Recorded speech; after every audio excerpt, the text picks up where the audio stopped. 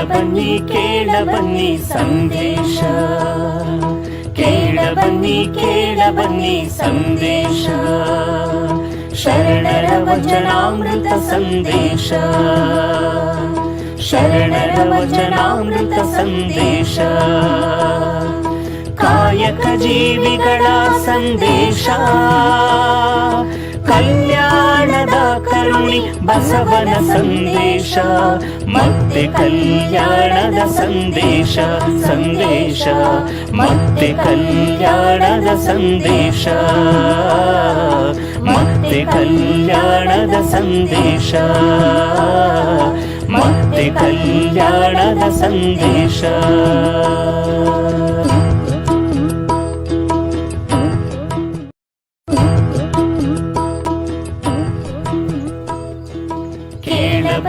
ಕೇಳ ಬನ್ನಿ ಸಂದೇಶ, ಕೇಳ ಬನ್ನಿ ಸಂದೇಶ, ಶರಣರ ವಚನಾಮೃತ ಸಂದೇಶ,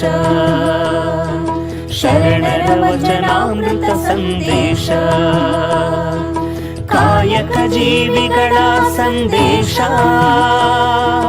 ಕಲ್ಯಾಣದ ಕರುಣಿ ಬಸವನ ಸಂದೇಶ, ಮತ್ತೆ ಕಲ್ಯಾಣದ ಸಂದೇಶ, ಸಂದೇಶ ಮತ್ತೆ ಕಲ್ಯಾಣದ ಸಂದೇಶ,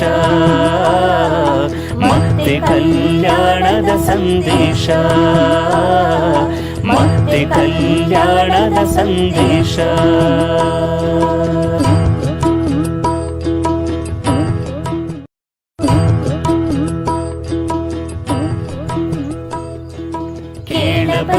ಕೇಳ ಬನ್ನಿ ಸಂದೇಶ, ಕೇಳ ಬನ್ನಿ ಸಂದೇಶ, ಶರಣರ ವಚನಾಮೃತ ಸಂದೇಶ, ಶರಣರ ವಚನಾಮೃತ ಸಂದೇಶ, ಕಾಯಕ ಜೀವಿಗಳ ಸಂದೇಶ,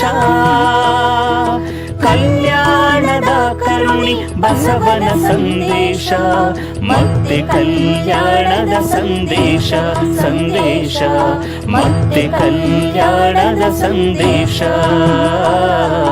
ಮತ್ತೆ ಕಲ್ಯಾಣದ ಸಂದೇಶ, ಮತ್ತೆ ಕಲ್ಯಾಣದ ಸಂದೇಶ.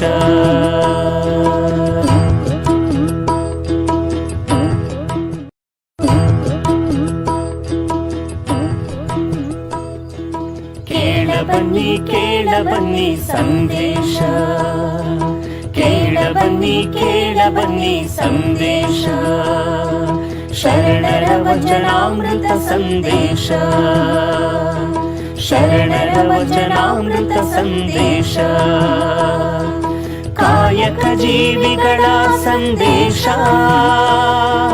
ಕಲ್ಯಾಣದ ಕರುಣಿ ಬಸವನ ಸಂದೇಶ, ಮತ್ತೆ ಕಲ್ಯಾಣದ ಸಂದೇಶ, ಸಂದೇಶ ಮತ್ತೆ ಕಲ್ಯಾಣದ ಸಂದೇಶ, ಮತ್ತೆ ಕಲ್ಯಾಣದ ಸಂದೇಶ, ಮತ್ತೆ ಕಲ್ಯಾಣದ ಸಂದೇಶ.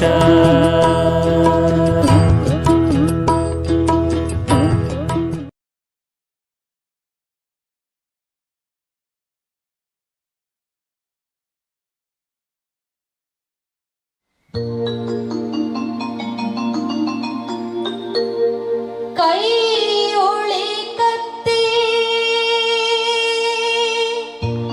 ಅಡಿಗೋಂಟ ಕಡಿಯಾಗಬೇಡ,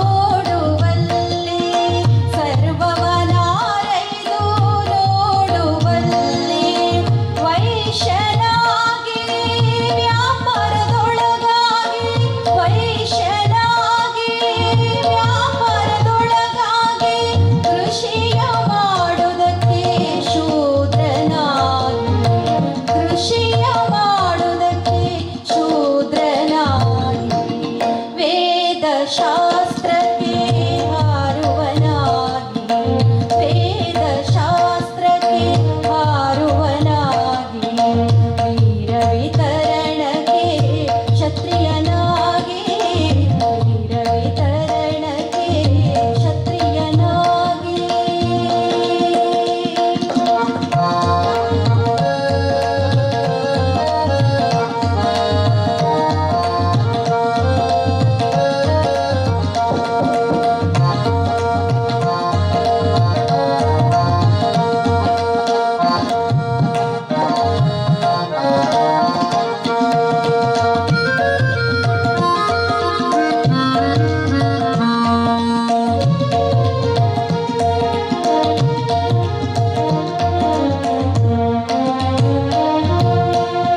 ಇಂತಿ ಜಾತ್ರಿ ಗೋತ್ರದೊಳಗಾದ ಇಂತಿ ಜಾತಿ ಗೋತ್ರದೊಳಗಾದ ನೀಚ ಶ್ರೇಷ್ಠವೆಂಬ ಎರಡು ಕುಲವಲ್ಲದೆ ನೀಚ ಶ್ರೇಷ್ಠವೆಂಬ ಎರಡು ಕುಲವಲ್ಲದೆ ಹೊಲೆ 18 ಜಾತಿ ಎಂಬ ಕುಲವಿಲ್ಲ ಹೊಲೆ 18 ಜಾತಿ ಎಂಬ ಕುಲವಿಲ್ಲ ಹೊಲೆ 18 ಜಾತಿ ಎಂಬ ಕುಲವಿಲ್ಲ ಹೊಲೆ 18 ಜಾತಿ ಎಂಬ ಕುಲವಿಲ್ಲ ವೇದ ಶಾಸ್ತ್ರಕ್ಕೆ ಹಾರುವನಾಗಿ ವೇದ ಶಾಸ್ತ್ರಕ್ಕೆ ಹಾರುವನಾಗಿ ವೀರ ವಿತರಣಕ್ಕೆ ಕ್ಷತ್ರಿಯನಾಗಿ ವೀರ ವಿತರಣಕ್ಕೆ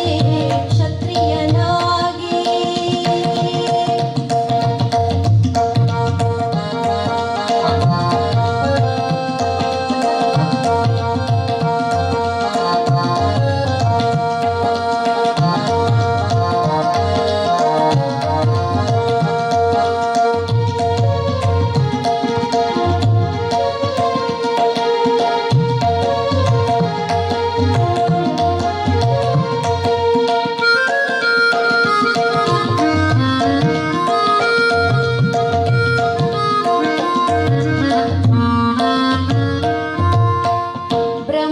ಬ್ರಹ್ಮವನರಿದಲ್ಲಿ ಬ್ರಾಹ್ಮಣ ಸರ್ವಜೀವ ಹತ ಕರ್ಮಕ್ಕೆ ಒಳಗಾಗಿದ್ದಲ್ಲಿ ಸಮಗಾರ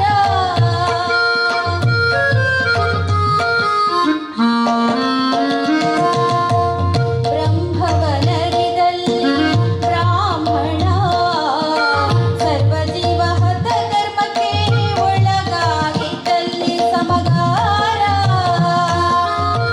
ಈ ಉಭಯವನರಿದು ಮಾರೆಯಲಿಲ್ಲ ಈ ಉಭಯವನರಿದು ಮಾರೆಯಲಿಲ್ಲ ಕೈ ಒಳಿಗತ್ತಿ ಅಡಿಗೊಂಡ ಕಡಿಯಾಗಬೇಡ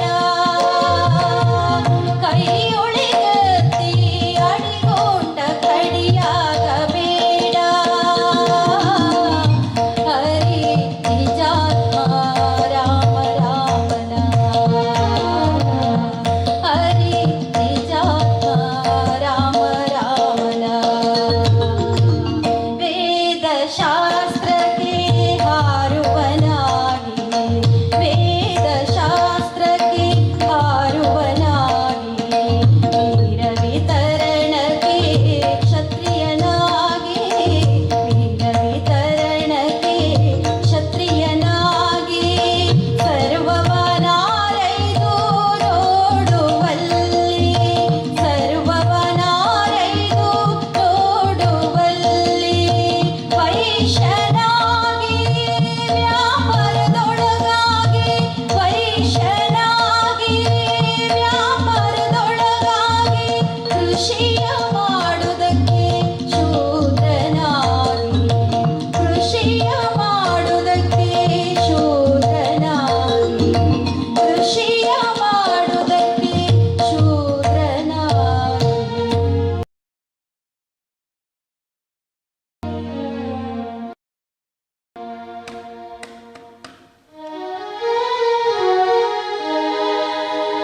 ನಡೆನುಡಿ ಸಿದ್ಧಾಂತವಾದಲ್ಲಿ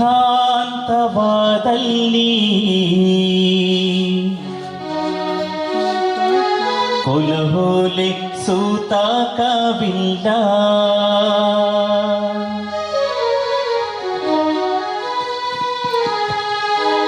ನಡೆ ನೋಡಿ ಸಿದ್ಧಾಂತವಾದಲ್ಲಿ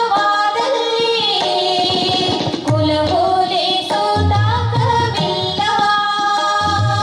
ನಡೆ ನೋಡಿ ಸಿದ್ಧಾಂತವಾದಲ್ಲಿ ಕುಲಹೋಲೆ ಸೋತಾಕವಿಲ್ಲ. ನುಡಿಲೇಸು ನಡೆಯ ಧಮಾವದಲ್ಲಿ, ನುಡಿಲೇಸು ನಡೆ ಅಧಮಾವದಲ್ಲಿ. ಅದು ಬಿಡುಗಡೆ ಇಲ್ಲದ ಹೋಲೆ, ಅದು ಬಿಡುಗಡೆ ಇಲ್ಲದ ಹೋಲೆ. ನಡೆ ನೋಡಿ ಸಿದ್ಧಾಂತವಾದಲ್ಲಿ ಕುಲಹೋಲೆ ಸೋತಾಕವಿಲ್ಲ. ನಡೆ ನೋಡಿ ಸಿದ್ಧಾಂತವಾದಲ್ಲಿ ಕುಲಹೋಲೆ ಸೋತಾಕವಿಲ್ಲ.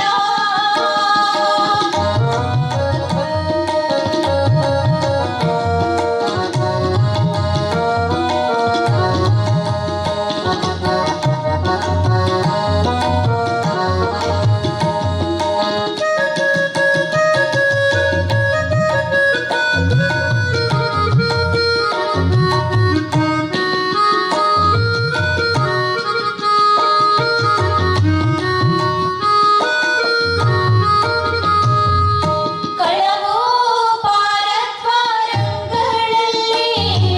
ಕೋಲಬದರಿಯದೆ, ಕಳವು ಪಾರದ್ವಾರಗಳಲ್ಲಿ ಕೋಲಬದರಿಯದೆ. ಕೆಟ್ಟು ನಡೆಯುತ್ತ ಮತ್ತೆ ಕುಲಜಾರೆಂಬ ಒಡಲವರುಂಟೆ. ಕೆಟ್ಟು ನಡೆಯುತ್ತ ಮತ್ತೆ ಕುಲಜಾರೆಂಬ ಒಡಲವರುಂಟೆ. ಆಚಾರವೇ ಕುಲ, ಅನಾಚಾರವೇ ಹೋಲೆ. ಆಚಾರವೇ ಕುಲ, ಅನಾಚಾರವೇ ಹೋಲೆ. ನಡೆ ನೋಡಿ ಸಿದ್ಧಾಂತವಾದಲ್ಲಿ ಕುಲಹೋಲೆ ಸೋತಾಕವಿಲ್ಲ. ನಡೆ ನೋಡಿ ಸಿದ್ಧಾಂತವಾದಲ್ಲಿ ಕುಲಹೋಲೆ ಸೋತಾಕವಿಲ್ಲ.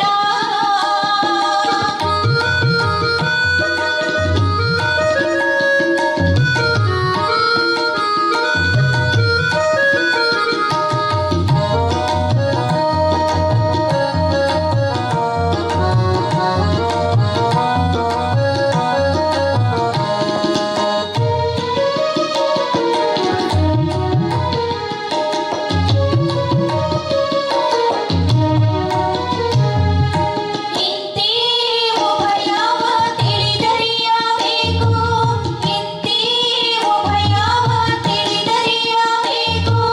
ಕೈಯೂಳಿ ಕತ್ತಿ ಅಡಿಗುಂಟ ಕಡಿಯಾಗಬೇಡ. ಕೈಯೂಳಿ ಕತ್ತಿ ಅಡಿಗುಂಟ ಕಡಿಯಾಗಬೇಡ. ಹರಿ ನಿಜಾತ್ಮ ರಾಮ ರಾಮನ, ಹರಿ ನಿಜಾತ್ಮ ರಾಮ ರಾಮನ. ನಡೆ ನೋಡಿ ಸಿದ್ಧಾಂತವಾದಲ್ಲಿ ಕುಲಹೋಲೆ ಸೋತಾಕವಿಲ್ಲ. ನಡೆ ನೋಡಿ ಸಿದ್ಧಾಂತವಾದಲ್ಲಿ ಕುಲಹೋಲೆ ಸೋತಾಕವಿಲ್ಲ. ನುಡಿಲೇಸು ನಡೆ ಅಧಮಾವದಲ್ಲಿ, ನುಡಿಲೇಸು ನಡೆ ಅಧಮಾವದಲ್ಲಿ. ಅದು ಬಿಡುಗಡೆ ಇಲ್ಲದ ಹೋಲೆ, ಅದು ಬಿಡುಗಡೆ ಇಲ್ಲದ ಹೋಲೆ, ಅದು ಬಿಡುಗಡೆ ಇಲ್ಲದ ಹೋಲೆ.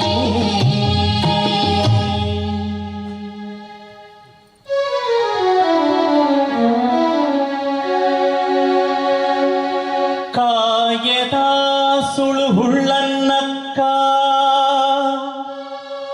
ಕರ್ಮ ಪೂಜೆ ಬೇಕೆಂಬರು ಜೀವನ ಸಂಚಾರವುಳ್ಳನ್ನಕ್ಕ ಜ್ಞಾನವನರಿಯಬೇಕೆಂಬರು.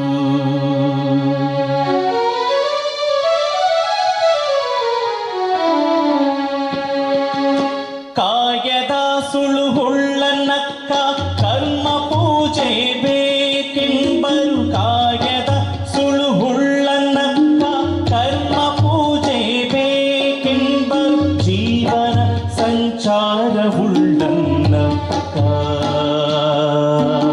ಜ್ಞಾನವನರಿಯಬೇಕೆಂಬರು. ಜ್ಞಾನವನರಿಯಬೇಕೆಂಬರು. ಕಾಯದ ಸುಳುಹುಳ್ಳನ್ನಕ್ಕ ಕರ್ಮ ಪೂಜೆ ಬೇಕೆಂಬರು. ಜೀವನ ಸಂಚಾರವುಳ್ಳನ್ನಕ್ಕ ಜ್ಞಾನವನರಿಯಬೇಕೆಂಬರು.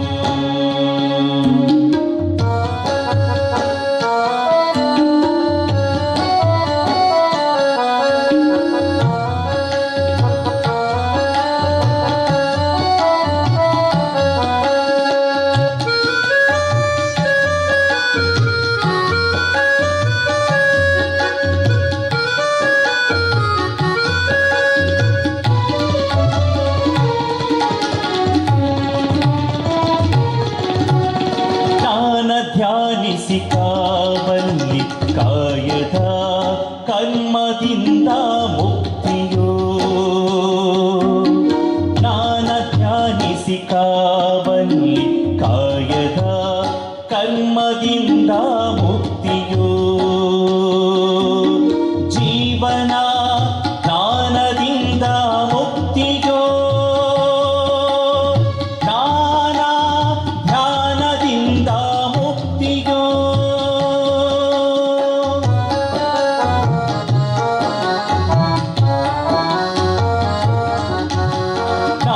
ಧ್ಯಾನಿಸಿ ಕಾವಲ್ಲಿ ಕಾಯದ ಕರ್ಮದಿಂದ ಮುಕ್ತಿಯೋ. ಜೀವನ ಜ್ಞಾನದಿಂದ ಮುಕ್ತಿಯೋ. ಜ್ಞಾನ ಧ್ಯಾನದಿಂದ ಮುಕ್ತಿಯೋ. ಧ್ಯಾನಿಸಿ ಕಾಲ ಕುರುಹ ಏನಾಗೊಂದು ಬಾರಿ ತೋರ. ಧ್ಯಾನಿಸಿ ಕಾಲ ಕುರುಹ ಏನಾಗೊಂದು ಬಾರಿ ತೋರ. ಕೈಯುಳಿ ಕತ್ತಿ ಅಡಿಗುಂಟ ಕಡಿಯಾಗಬೇಡ. ಕೈಯುಳಿ ಕತ್ತಿ ಅಡಿಗುಂಟ ಕಡಿಯಾಗಬೇಡ. ಅರಿ ನಿಜಾತ್ಮ ರಾಮ ರಾಮನ. ಅರಿ ನಿಜಾತ್ಮ ರಾಮ ರಾಮನ. ಕಾಯದ ಸುಳುಹುಳ್ಳನ್ನಕ್ಕ ಕರ್ಮ ಪೂಜೆ ಬೇಕೆಂಬರು. ಕಾಯದ ಸುಳುಹುಳ್ಳನ್ನಕ್ಕ ಕರ್ಮ ಪೂಜೆ ಬೇಕೆಂಬರು. ಜೀವನ ಸಂಚಾರವುಳ್ಳನಕ ಜ್ಞಾನವನರಿಯಬೇಕೆಂಬರು. ಜ್ಞಾನವನರಿಯಬೇಕೆಂಬರು. ಕಾಯದ ಸುಳುಹುಳ್ಳನ್ನಕ್ಕ ಕರ್ಮ ಪೂಜೆ ಬೇಕೆಂಬರು. ಕಾಯದ ಸುಳುಹುಳ್ಳನ್ನಕ್ಕ ಕಾಯದ ಸುಳುಹುಳ್ಳನ್ನಕ್ಕ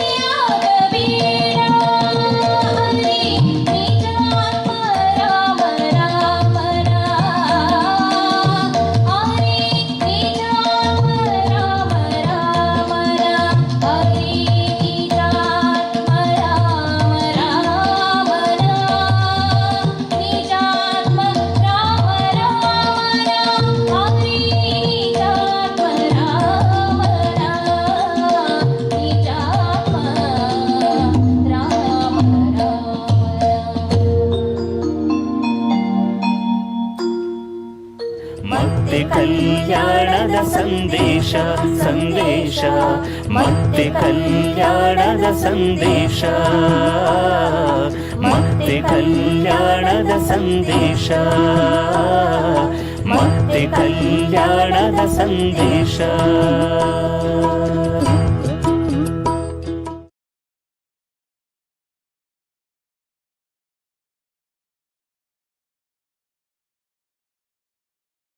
ಓಂ ಶ್ರೀ ಗುರು ಬಸವಲಿಂಗಾಯ ನಮಃ. ಮತ್ತೆ ಕಲ್ಯಾಣ ಅಂತರ್ಜಾಲ ಉಪನ್ಯಾಸ ಮಾಲಿಕೆಯ 26ನೆಯ ದಿನದ ಉಪನ್ಯಾಸ ಕಾರ್ಯಕ್ರಮ ದಿನಾಂಕ 26/8/2021 ಗುರುವಾರ. ಸರ್ವರಿಗೂ ಶರಣು ಶರಣಾರ್ಥಿಗಳು. ಇದುವರೆಗೂ ಮಾದಾರ ಚೆನ್ನಯ್ಯನವರ ವಚನ ಗೀತೆಗಳನ್ನು ಅತ್ಯಂತ ಸುಮಧುರವಾಗಿ ಹಾಡಿದ ಶಿವಸಂಚಾರ ಕಲಾವಿದರಾದ ಶ್ರೀಮತಿ ಕೆ ಜ್ಯೋತಿ, ಶ್ರೀಮತಿ ಕೆ ದಾಕ್ಷಾಯಿಣಿ, ಶ್ರೀ ಎಚ್.ಎಸ್. ನಾಗರಾಜ್ ಹಾಗೂ ತಬಲಾ ಸಾತಿ ಶರಣ್ ಇವರಿಗೆ ಕೃತಜ್ಞತೆಗಳು.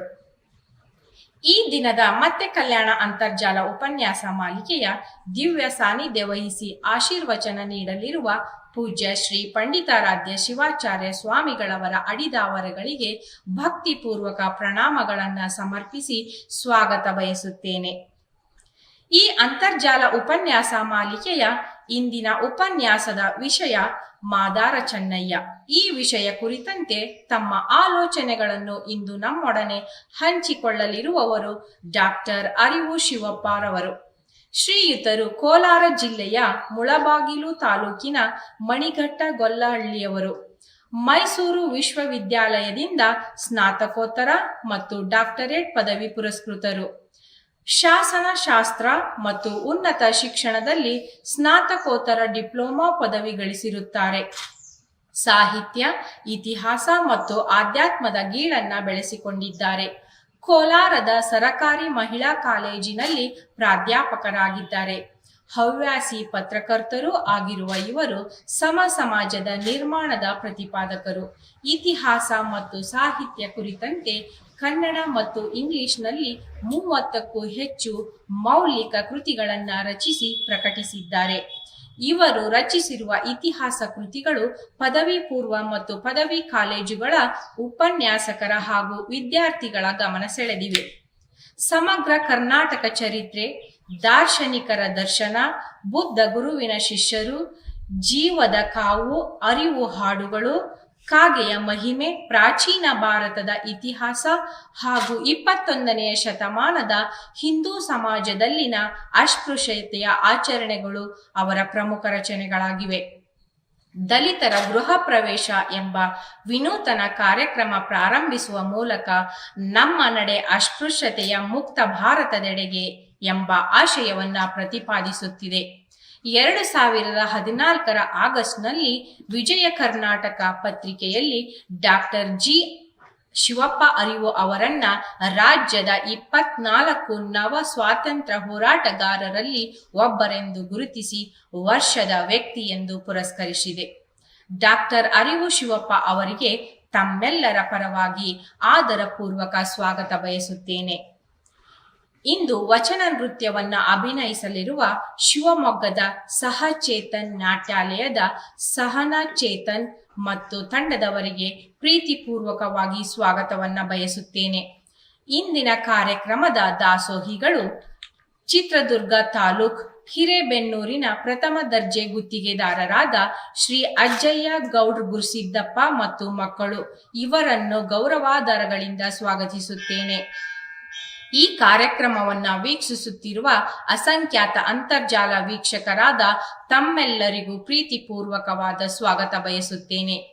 ಇನ್ನು ಎಂದಿನಂತೆ ನಮ್ಮೊಂದಿಗೆ ಸಹಕರಿಸುತ್ತಿರುವ ಮುದ್ರಣ, ದೃಶ್ಯ ಮತ್ತು ಸಾಮಾಜಿಕ ಜಾಲತಾಣಗಳ ಮಾಧ್ಯಮಗಳ ಎಲ್ಲ ಸನ್ಮಿತ್ರರಿಗೂ, ತಂತ್ರಜ್ಞರಿಗೂ, ಸಂಘಟಕರಿಗೂ, ದಾಸೋಹಿಗಳಿಗೂ, ಸರ್ವ ಶರಣ ಶರಣೆಯರಿಗೂ ಪ್ರೀತಿಪೂರ್ವಕವಾದ ಸ್ವಾಗತ ಬಯಸುತ್ತೇನೆ. ಇದೀಗ ನಿಮ್ಮ ಮುಂದೆ ಉಪನ್ಯಾಸ ಮಾದಾರ ಚೆನ್ನಯ್ಯ.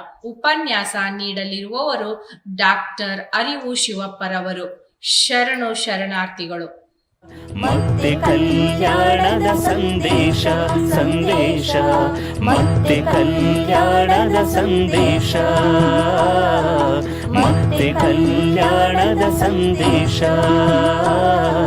ಮತ್ತೆ ಕಲ್ಯಾಣದ ಸಂದೇಶ.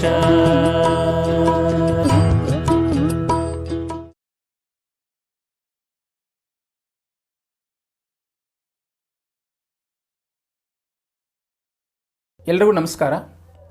ಪೂಜ್ಯರಾದ ಪಂಡಿತಾರಾಧ್ಯ ಶಿವಾಚಾರ್ಯ ಸ್ವಾಮಿಗಳ ಆಶೀರ್ವಾದದಿಂದ ಅಂತರ್ಜಾಲ ಉಪನ್ಯಾಸ ನೀಡುವ ಅವಕಾಶ ಸಿಕ್ಕಿದಾಗ ಯಾರ ಬಗ್ಗೆ ಮಾತನಾಡುವುದು ಎಂಬ ಪ್ರಶ್ನೆ ನನ್ನ ಮುಂದೆ ಬಂತು. ನನಗೆ ತಟ್ಟನೆ ನೆನಪಾದದ್ದು ಮಾದಾರ ಚೆನ್ನಯ್ಯ. ಏಕೆಂದರೆ ಚೆನ್ನಯ್ಯ 12ನೇ ಶತಮಾನದಲ್ಲೇ ಜಾತಿಯ ತಾರತಮ್ಯದ ಬಗ್ಗೆ ತುಂಬ ಪ್ರಶ್ನೆ ಮಾಡಿದ್ದಾರೆ. ಬಸವಣ್ಣನೊಂದಿಗೆ ಸೇರಿ ಸಮಾಜವನ್ನು ಎಚ್ಚರಿಸಿದ್ದಾರೆ. ಅಂತಹ ಮಹನೀಯರ ಬಗ್ಗೆ ಮಾತನಾಡೋದಕ್ಕೆ ನನಗೆ ಹೆಮ್ಮೆ ಅನ್ನಿಸ್ತಿದೆ. ಕಲ್ಯಾಣ ಊರಾಗ ಬಸವನ ಬಳಗಾಕ ಎಲ್ಲರೊಳು ಹಿರಿಯ ಚೆನ್ನಯ್ಯ ಎನ್ನುವ ಸಾಲುಗಳು ಜನಪದ ಸಾಹಿತ್ಯದಲ್ಲಿ ನಮಗೆ ಸಿಗ್ತವೆ.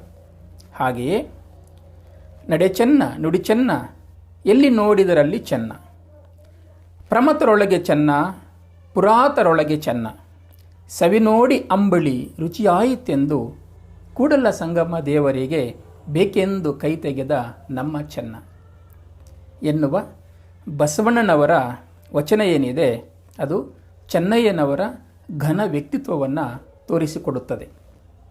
ಇಲ್ಲಿ ಪ್ರಮತರೆಂದರೆ ಬಸವಾದಿ ಶರಣರು. ಇವರ ಪರಿಚಯ ಕರ್ನಾಟಕದ ಬಹುತೇಕ ಎಲ್ಲರಿಗೂ ಕೂಡ ಇದೆ. ಪುರಾತನರೆಂದರೆ ತಮಿಳುನಾಡಿನ ನಾಯನಾರರು. ಶಕ 3ನೇ ಶತಮಾನದಿಂದ 8ನೇ ಶತಮಾನದ ಅವಧಿಯಲ್ಲಿ ಬರುವ ಶೈವ ಸಂತರವರು. ಒಟ್ಟು 63 ಮಂದಿ ಇದ್ದಾರೆ. ಅಪ್ಪಾರ್, ಜ್ಞಾನ ಸಂಬಂಧಾರ್, ಸುಂದರಮೂರ್ತಿ ಮೊದಲಾದವರು ಈ ಶೈವ ಪರಂಪರೆಯಲ್ಲಿ ಬರ್ತಕ್ಕಂತಹ ಸಂತರು. ಈ ಸಂತ ಪರಂಪರೆಯಲ್ಲಿ ತಲಸಮುದಾಯದ ಅನೇಕರಿದ್ದಾರೆ. ಬಸವಣ್ಣನವರು ಮಾದಾರ ಚೆನ್ನಯ್ಯನವರನ್ನು ಪ್ರಮತ ಮತ್ತು ಪುರಾತನ ಸಂತರಲ್ಲಿ ಚೆನ್ನ ಎನ್ನುವ ಮೂಲಕ ಅವರ ಮಹತ್ವವನ್ನು ತೋರಿಸಿಕೊಟ್ಟಿದ್ದಾರೆ. ಹಾಗೆಯೇ ಮಾದಾರ ಚೆನ್ನಯ್ಯನ ಮನೆಯಲ್ಲಿ ಶಿವ ಅಂಬಲಿ ಕುಡಿದ ಎಂದು ಹೇಳಲಾಗುವ ಘಟನೆಯನ್ನು ಬಸವಣ್ಣ ಈ ವಚನದಲ್ಲಿ ಪ್ರಸ್ತಾಪಿಸಿರುವುದನ್ನು ನಾವು ಗಮನಿಸಬಹುದು. ಮೃಷ್ಟಾನ್ನ ತಿನ್ನುವವರು ದೇವರಿಗೆ ಪ್ರಸಾದ ಕೊಡುವುದು ಬೇರೆ, ಆ ಹೊತ್ತು ದುಡಿದು ತಿನ್ನುವ ಬಡವರು ಕೊಡ್ತಕ್ಕಂತಹ ಪ್ರಸಾದನೆ ಬೇರೆ. ಇಲ್ಲಿ ಚೆನ್ನಯ್ಯ ಕಷ್ಟ ಕುಲದಲ್ಲಿ ಹುಟ್ಟಿದಂಥವರು. ಆ ಕಷ್ಟದ ಒಂದು ಫಲ ಅವರಿಗೆ ಸಿಕ್ಕಿರ್ತಕ್ಕಂಥ ಅಂಬಲಿ, ಅಂತಹ ಅಂಬಲಿ ರುಚಿಯಾಗಿದೆ ಎನ್ನುವ ಕಾರಣಕ್ಕೆ ಶಿವನಿಗೆ ಅರ್ಪಿಸೋದಿದೆಯಲ್ಲ, ಇದು ಬಹಳ ದೊಡ್ಡ ವಿಚಾರ ಅನ್ನೋದನ್ನು ಬಸವಣ್ಣ ಅವರು ಈ ವಚನದಲ್ಲಿ ತೋರಿಸಿಕೊಡ್ತಾರೆ. ಶಿವ ಮಾದಾರ ಚೆನ್ನಯ್ಯನ ಅಂಬಲಿಯನ್ನು ಕುಡಿದ ಸಂಗತಿ ಬರೀ ಅವರು ವಾಸವಾಗಿದ್ದಂತಹ ಕಂಚಿ ನಗರಕ್ಕೆ ಮಾತ್ರ ಅಲ್ಲ, ಸುತ್ತಮುತ್ತ ಪ್ರದೇಶಗಳಿಗೂ ಕೂಡ ಆ ಸಂಗತಿ ವ್ಯಾಪಿಸ್ತದೆ. ಎಷ್ಟರ ಮಟ್ಟಿಗೆ ಅಂತಂದರೆ ಆ ವಿಷಯವನ್ನು ತಿಳಿದಂತಹ ಚೋಳ ದೊರೆ, ಇಲ್ಲಿ ಕರಿಕಾಲ ಚೋಳ ಅಂತ ಹೇಳ್ತಾರೆ, ಆದರೆ ಆ ರಾಜನ ಕಾಲವನ್ನು ನಾವು ಗುರುತು ಮಾಡುವಾಗ ಸ್ವಲ್ಪ ಸಮಸ್ಯೆ ಇದೆ. ಏನು ಅಂತಂದರೆ ಕರಿಕಾಲ ಚೋಳ ಮಾದಾರ ಚೆನ್ನಯ್ಯನ ಸಮಕಾಲೀನ ಅಂತ ನಮಗೆ ಇತಿಹಾಸ ಪುಸ್ತಕಗಳಿಂದ ಸ್ಪಷ್ಟ ಆಗೋದಿಲ್ಲ. ಹಾಗಾಗಿ ಇದೊಂದು ಚೋಳ ದೊರೆ ಅಂತ ನಾವು ಗುರುತು ಮಾಡಿಕೊಂಡ್ರೆ ಒಳ್ಳೆಯದು ಅಂತ ನನಗನ್ನಿಸ್ತದೆ. ಇರಲಿ, ಈ ರಾಜ ಚೋಳ ರಾಜ ಈ ಸಂಗತಿಯನ್ನು ತಿಳಿದ ಮೇಲೆ ಪರಿವಾರ ಸಮೇತನಾಗಿ ಚೆನ್ನಯ್ಯನ ಮನೆಗೆ ಬಂದು ಗೌರವವನ್ನು ಕೊಡ್ತಾನೆ. ಅಂದರೆ ತನ್ನ ಸಾಮ್ರಾಜ್ಯದ ಒಳಗಡೆ ಇಂತಹ ಒಬ್ಬ ಸಂತ, ಶಿವನನ್ನು ಒಲಿಸಿಕೊಳ್ಳುವಷ್ಟು ಶಕ್ತಿ ಇರುವಂಥ ಒಬ್ಬ ಸಂತ ಇದನಲ್ಲ ಅನ್ನುವಂಥ ಖುಷಿಯಿಂದ ಆತ ಇಲ್ಲಿಗೆ ಬರ್ತಾನೆ. ಇಲ್ಲಿ ಗಮನಿಸಬೇಕಾಗಿರ್ತಕ್ಕಂಥ ಕೆಲವು ಸಂಗತಿಗಳಿದ್ದಾವೆ. ನಾನು ಮುಂದೆ ನಾನು ಹೇಳ್ತೇನೆ. ಮೊದಲು ಈ ಮಾದಾರ ಚೆನ್ನ ಯಾರು? ಈತನ ಕಸುಬೇನು? ಎಲ್ಲಿದ್ದ? ಏನು ಬರೆದಿದ್ದಾರೆ? ಆತನ ಬಗ್ಗೆ ಬೇರೆ ವಚನಕಾರರು ಏನು ಹೇಳುತ್ತಾರೆ? ಈ ಸಂಗತಿಗಳನ್ನು ನಾವು ಮೊದಲು ತಿಳ್ಕೊಳ್ಳೋಣ. ಜೊತೆಗೆ ಇನ್ನಷ್ಟು ವಿಷಯಗಳನ್ನ ನಾನು ಸೇರಿಸಿ ಹೇಳಲಿಕ್ಕೆ ಪ್ರಯತ್ನಿಸ್ತೇನೆ. ಮಾದಾರ ಚೆನ್ನಯ್ಯ ಒಬ್ಬ ವಚನಕಾರ, ಬಸವಾದಿ ಶರಣರ ಗುಂಪಲ್ಲಿದ್ದಂಥ ಒಬ್ಬ ಹಿರಿಯ ಶರಣ. ಇದುವರೆಗೂ 10 ವಚನಗಳು ನಮಗೆ ಲಭಿಸಿದ್ದಾವೆ. ಇವರು ಬಳ್ಳಿಗಾವಿಯ ಭಾಗದವರು ಅನ್ನುವಂಥದ್ದು ಸ್ಪಷ್ಟ ಆಗತ್ತೆ. ಆ ಭಾಗದ ಯಾವುದೋ ಒಂದು ಹಳ್ಳಿಯವರು ಅಂತ. ಮಾದಿಗ ಸಮುದಾಯದಲ್ಲಿ ಹುಟ್ಟಿ ಬೆಳೆದಂಥ ಇವರು ತಮ್ಮ ಕೇರಿಯ ಗಂಗಮ್ಮ ಎಂಬ ಆಕೆಯನ್ನು ವಿವಾಹವಾಗಿ ಸುಖ ಸಂಸಾರವನ್ನು ನಡೆಸ್ತಾ ಇರ್ತಾರೆ. ಆದರೆ ಆ ಕಾಲದಲ್ಲಿ ಆದಂಥ ರಾಜಕೀಯ ಏರುಪೇರುಗಳಿಂದಾಗಿ ಆತ ತನ್ನ ಹುಟ್ಟಿದೂರನ್ನು ಬಿಟ್ಟು ದೂರದ ಕಂಚಿಗೆ ಹೋಗಬೇಕಾಗತ್ತೆ. ಅಲ್ಲಿ ದೊಡ್ಡ ಕೆಲಸ ಅಲ್ಲದಿದ್ದರೂ ಕೂಡ ಕುದುರೆಗಳಿಗೆ ಹುಲ್ಲು ತರುವಂತಹ ಕಾಯಕವನ್ನು ಮಾಡಿಕೊಂಡು ದಾಸೋಹವನ್ನು ಕೂಡ ಅವರು ನಡೆಸ್ತಾ ಇರ್ತಾರೆ. ಇಲ್ಲಿ ಒಂದು ಪ್ರಶ್ನೆ ಬರುತ್ತೆ, ಬಳ್ಳಿಗಾವಿ ಅಥವಾ ಕರ್ನಾಟಕ ಎಲ್ಲಿ, ದೂರದ ಕಂಚಿಯಲ್ಲಿ ಏನು ಸಂಬಂಧ ಇದೆ ಅಂತ. ಬಳ್ಳಿಗಾವಿ ಮತ್ತು ಈ ಒಂದು ದೂರದ ಕಂಚಿ ಏನಿದ್ದಾವೆ ಇವು ದೂರ ಇದ್ದರೂ ಕೂಡ ಹಿಂದೆ ಈ ಎರಡೂ ಪ್ರದೇಶಗಳ ನಡುವೆ ನಾವು ನೂರಾರು ಶರಣರನ್ನು ಗುರುತಿಸ್ತೇವೆ. ದೂರದ ಕಾಶ್ಮೀರದವರೆಗೂ ಶರಣರು ಹಬ್ಬಿದ್ರು ಅನ್ನೋದನ್ನು ಕೂಡ ನಾವು ಚರಿತ್ರೆಯಿಂದ ತಿಳ್ಕೊಂಡಿದ್ದೇವೆ. ಅಂದರೆ ಈ ಅವಧಿಗೇನೆ ಶೈವ ಪಂಥ ಬಹಳ ಬಲಿಷ್ಠವಾಗಿತ್ತು. ಶೈವ ಪರಂಪರೆ ಈ ಎಲ್ಲ ನೆಲೆಗಳಲ್ಲಿ ಹರಡಿಕೊಂಡಿತ್ತು. ಸೊ ಆ ಹಿನ್ನೆಲೆಯಲ್ಲೂ ಕೂಡ ನಾವಿದನ್ನು ಅರ್ಥ ಮಾಡ್ಕೋಬೇಕು. ನೆರೆಹೊರೆ ರಾಜ್ಯಗಳಲ್ಲಿ ಕಿತ್ತಾಟಗಳಾದಾಗ ಇಲ್ಲಿಯವರು ಅಲ್ಲಿಗೆ ಹೋಗುವಂಥದ್ದು, ಅಲ್ಲಿನವರು ಇಲ್ಲಿಗೆ ಬರುವಂಥದ್ದು ಕೂಡ ನಾವು ಗಮನಿಸುವಂಥ ಒಂದು ಸಂಗತಿ ಇರಲಿ. ಒಂದು ವಿಷಯವನ್ನು ನಾನಿಲ್ಲಿ ಸೇರಿಸಬೇಕು.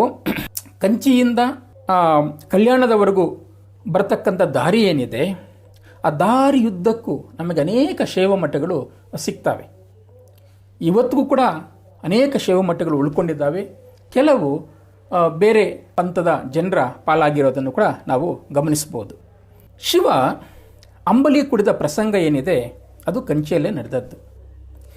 ಈ ಸಂಗತಿಯನ್ನು ಹರಿಹರ ಕವಿ ಏನಿದ್ದಾರೆ ಅವರು ಬಹಳ ದೊಡ್ಡ ವಿಚಾರವಾಗಿ ಮಂಡಿಸ್ತಾರೆ. ಮತ್ತು ಬೇರೆ ವಚನಕಾರರು ಕೂಡ ಈ ವಿಷಯವನ್ನು ಒತ್ತು ಕೊಟ್ಟು ಹೇಳಿದ್ದಾರೆ.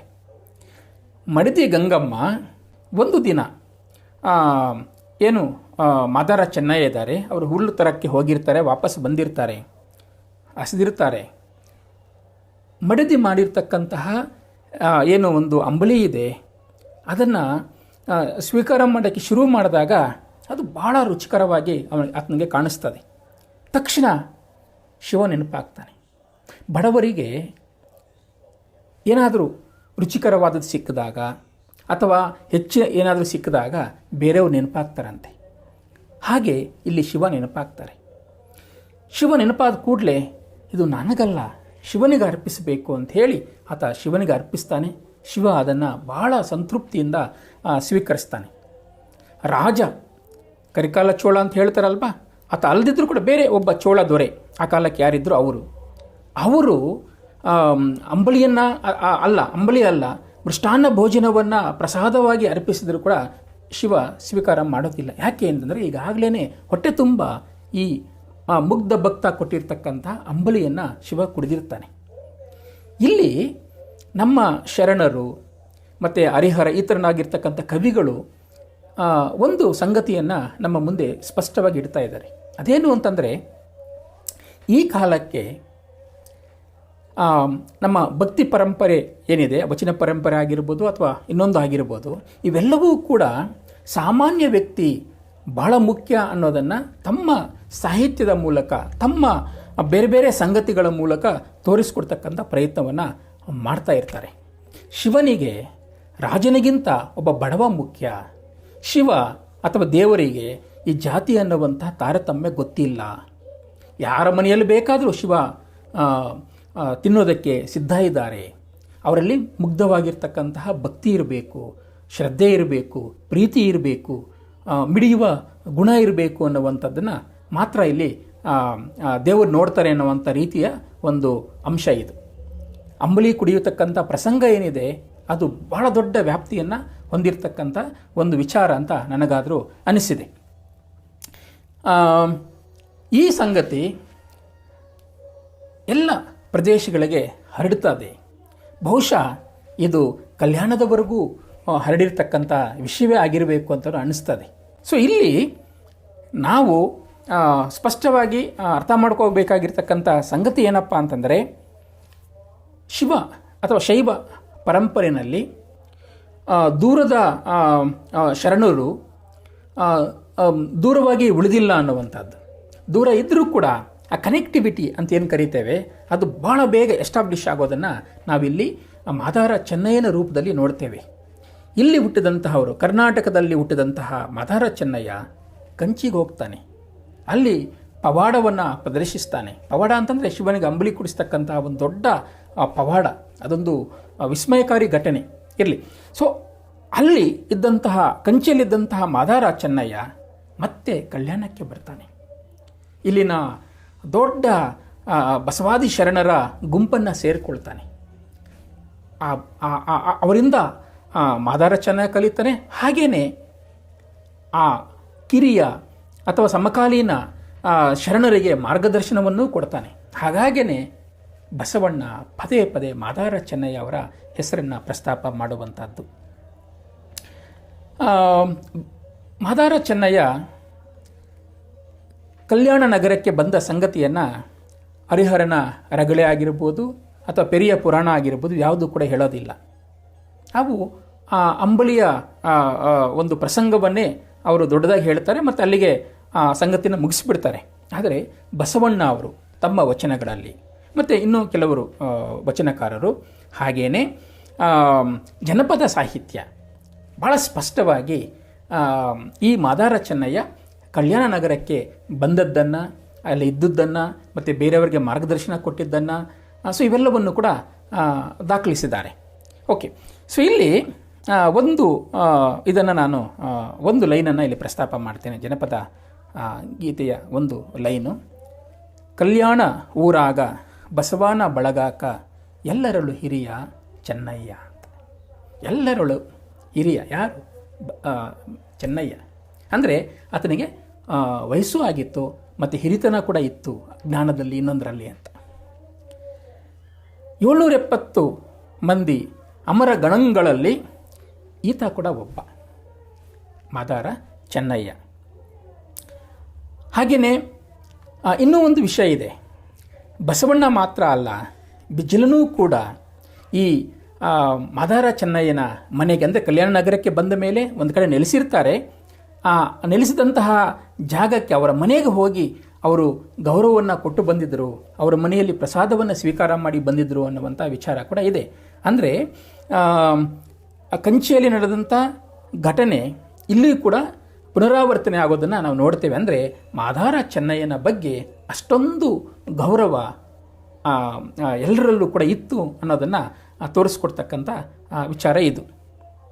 ಮತ್ತು ಈ ಮಾದಾರ ಚೆನ್ನಯ್ಯ ತನ್ನ ಕುಲಕಸಬನ್ನು ಮಾಡ್ತಾ ಪ್ರಸಾದವನ್ನು ವಿತರಣೆ ಮಾಡ್ತಕ್ಕಂತಹ ದಾಸೋಹ ಅಂತ ಏನು ಕರೀತೇವೆ, ದಾಸೋಹವನ್ನು ಕಲ್ಯಾಣ ನಗರದಲ್ಲೂ ಕೂಡ ಮುಂದುವರಿಸಿರ್ತಾರೆ. ಎಷ್ಟರ ಮಟ್ಟಿಗೆ ಅಂತಂದರೆ ಅನೇಕ ಶರಣರು ಅವರ ಮನೆಗೆ ಹೋಗಿ ಸಹಭೋಜನ ರೀತಿಯಲ್ಲಿ ಅಂಬಲಿಯನ್ನು ಸ್ವೀಕರಿಸ್ತಾ ಇದ್ದರು ಅಂತ. ಇದೊಂದು ಬಹಳ ದೊಡ್ಡ ಸಂಗತಿ. ಏಕೆ ಅಂತಂದರೆ ಇವತ್ತಿಗೂ ಕೂಡ 21ನೇ ಶತಮಾನದಲ್ಲೂ ಕೂಡ ಹಳ್ಳಿಗಳಲ್ಲಿ ಒಂದು ಜಾತಿಯವರು ಇನ್ನೊಂದು ಜಾತಿಯ ಮನೆ ಒಳಗಡೆ ಹೋಗಿ ಮುಕ್ತವಾಗಿ ಆಹಾರವನ್ನು ಸ್ವೀಕಾರ ಮಾಡುವಂಥದ್ದು ನಮಗೆ ಹೆಚ್ಚಾಗಿ ಕಾಣೋದಿಲ್ಲ. ಅದರಲ್ಲೂ ವಿಶೇಷವಾಗಿ ಈ ಸ್ಪರ್ಶ ಅಸ್ಪೃಶ್ಯ ಅಂತ ಏನು ಗುಂಪುಗಳಿದ್ದಾವೆ, ಆ ಎರಡು ಗುಂಪುಗಳ ಮಧ್ಯೆ ಈ ರೀತಿಯ ಸಹಭೋಜನ ಏನಿದೆ ಅದು ಸರಾಗವಾಗಿ ನಡೀತಾ ಇಲ್ಲ. ಅದನ್ನು ನಾವು ಗಮನಿಸಬೇಕು. ನಾವು ಕೂಡ ಕೋಲಾರ ಭಾಗದಲ್ಲಿ ಸಹಭೋಜನ ಅನ್ನುವಂತಹ ಹೆಸರಿನಲ್ಲೇ, ಗೃಹ ಪ್ರವೇಶ ಅನ್ನುವಂಥ ಹೆಸರಿನಲ್ಲಿ ಮತ್ತು ಬೇರೆ ಬೇರೆ ಒಂದು ಹೆಸರುಗಳನ್ನ ಇಟ್ಕೊಂಡು ನಾವು ಹಳ್ಳಿಗಳಲ್ಲಿ ಅಸ್ಪೃಶ್ಯತೆಯನ್ನು ಹೋಗಲಾಡಿಸ್ತಕ್ಕಂಥ ಕೆಲಸವನ್ನು ಮಾಡ್ತಾ ಇದ್ದೀವಿ. ಸಹಭೋಜನ ಮಾಡಿಸೋದು ಕೂಡ ಎಷ್ಟು ಕಷ್ಟ ಅನ್ನೋದನ್ನು ನಾವು ಅರ್ಥ ಮಾಡ್ಕೊಂಡಿದ್ದೇವೆ. ಸೊ ಆ ಹಿನ್ನೆಲೆಯಲ್ಲಿ ಹೇಳ್ತಾ ಇದ್ದೀನಿ, ಆ ಕಾಲಕ್ಕೆ 12ನೇ ಶತಮಾನಕ್ಕೇ ಎಲ್ಲರೂ ಬಸವಣ್ಣ, ಬಿಜ್ಜಳ ಅಥವಾ ಇತರೆ ಶರಣರು ಅಸ್ಪೃಶ್ಯ ಜಾತಿ ಸಮುದಾಯದಲ್ಲಿ ಹುಟ್ಟಿದಂತಹ ಈ ಒಂದು ಮಾದಾರ ಚೆನ್ನಯ್ಯ, ಮಾದಿಗ ಸಮುದಾಯಕ್ಕೆ ಸೇರಿದಂಥ ಮಾದಾರ ಚೆನ್ನಯ್ಯ ಅವರ ಮನೆಗೆ ಹೋಗಿ ಕೂತ್ಕೊಂಡು ಅವರು ಕೊಟ್ಟಂಥ ಪ್ರಸಾದವನ್ನು ಸ್ವೀಕಾರ ಮಾಡೋದಿದೆಯಲ್ಲ, ಅದು ಬಹಳ ದೊಡ್ಡ ವಿಚಾರ ಅಂತಲೇ ನನಗನ್ನಿಸ್ತದೆ. ಹಾಗೆಯೇ ಮಾದಾರ ಚೆನ್ನಯ್ಯನ ಬಗ್ಗೆ ಬಸವಣ್ಣ ಅವರು ಏನೆಲ್ಲ ಹೇಳಿದ್ದಾರೆ ಕೆಲವು ಆದರೂ ನೋಡೋಣ. ಕನಿಷ್ಠ 30 ಕಡೆ ಬಸವಣ್ಣನವರು ಮಾದಾರ ಚೆನ್ನಯ್ಯ ಅವರ ಹೆಸರನ್ನು ಪ್ರಸ್ತಾಪ ಮಾಡ್ತಾರೆ. 30 ಕಡೆ ಅಂದರೆ ಎಷ್ಟು ಪ್ರಭಾವ ಬೀರಿರಬಹುದು ಅನ್ನೋದನ್ನು ನೀವು ಜಸ್ಟ್ ಊಹೆ ಮಾಡಿಕೊಳ್ಳಿ. ಚೆನ್ನಯ್ಯ ಎತ್ತಿ ಮುದ್ದಾಡಿಸಿದರೆನ್ನ, ದೇವ ನಿಮ್ಮ ಪೂಜಿಸಿ ಚೆನ್ನನ ಕುಲ ಚೆನ್ನಾಯಿತು, ಕುಲಕ್ಕೆ ತಿಲಕ ನಮ್ಮ ಮಾದಾರ ಚೆನ್ನಯ್ಯ. ಈ ಸಾಲುಗಳನ್ನು ಗಮನಿಸಿ, ಬಸವಣ್ಣ ಎಷ್ಟು ಪ್ರೀತಿಯನ್ನು ತುಂಬಿಸಿದ್ದಾರೆ ಆ ಸಾಲುಗಳಲ್ಲಿ ಅಂತ. ಅವರ ಮಮಕಾರ ಇದೆಯಲ್ಲ ಚೆನ್ನಯ್ಯನ ಬಗ್ಗೆ, ಅದು ಎಷ್ಟಿದೆ ಅಂತ ನೀವು ಊಹೆ ಮಾಡಿಕೊಳ್ಳಿ. ಹಾಗೆಯೇ ಅಪ್ಪನು ಡೋಹರ ಕಕ್ಕಯ್ಯನಾಗಿ ಮುತ್ತಯ್ಯ ಚೆನ್ನಯ್ಯನಾದಡೆ ಅನು ಬದುಕನೆ, ಅವರಿಂದ ಸದ್ಗುಣ ನಾನರಿವೆನಯ್ಯ. ಇವನ್ನು ಗಮನಿಸಿ. ಹಾಗೆಯೇ ಆ ಕಾಲಕ್ಕೆ ಈ ತಳ ಸಮುದಾಯಗಳ ಈ ದಾಸಿಯರಿಗೆ ಹುಟ್ಟತಕ್ಕಂತಹ ಮಕ್ಕಳಿಗೆ ತುಂಬ ಅವಮರ್ಯಾದೆ ಇತ್ತು. ಅಂತಹ ಅವಮರ್ಯಾದೆಯ ಸ್ಥಾನದಲ್ಲಿದ್ದಂತಹ ದಾಸಿಯರ ಮಕ್ಕಳಿಗೂ ಕೂಡ ನಾವು ಗೌರವ ತಂದುಕೊಡಬೇಕು, ಅವರಿಗೆ ನಾವು ಗೌರವ ಕೊಡಬೇಕು ಅನ್ನುವಂತಹ ರೀತಿಯಲ್ಲಿ ಬಸವಣ್ಣ ತನ್ನನ್ನೇ ಆ ದಾಸಿಯರ ಮಕ್ಕಳ ಸ್ಥಾನದಲ್ಲಿ ನಿಲ್ಲಿಸಿಕೊಂಡು ಮಾತಾಡೋದನ್ನು ನಾವಿಲ್ಲಿ ನೋಡ್ತೇವೆ.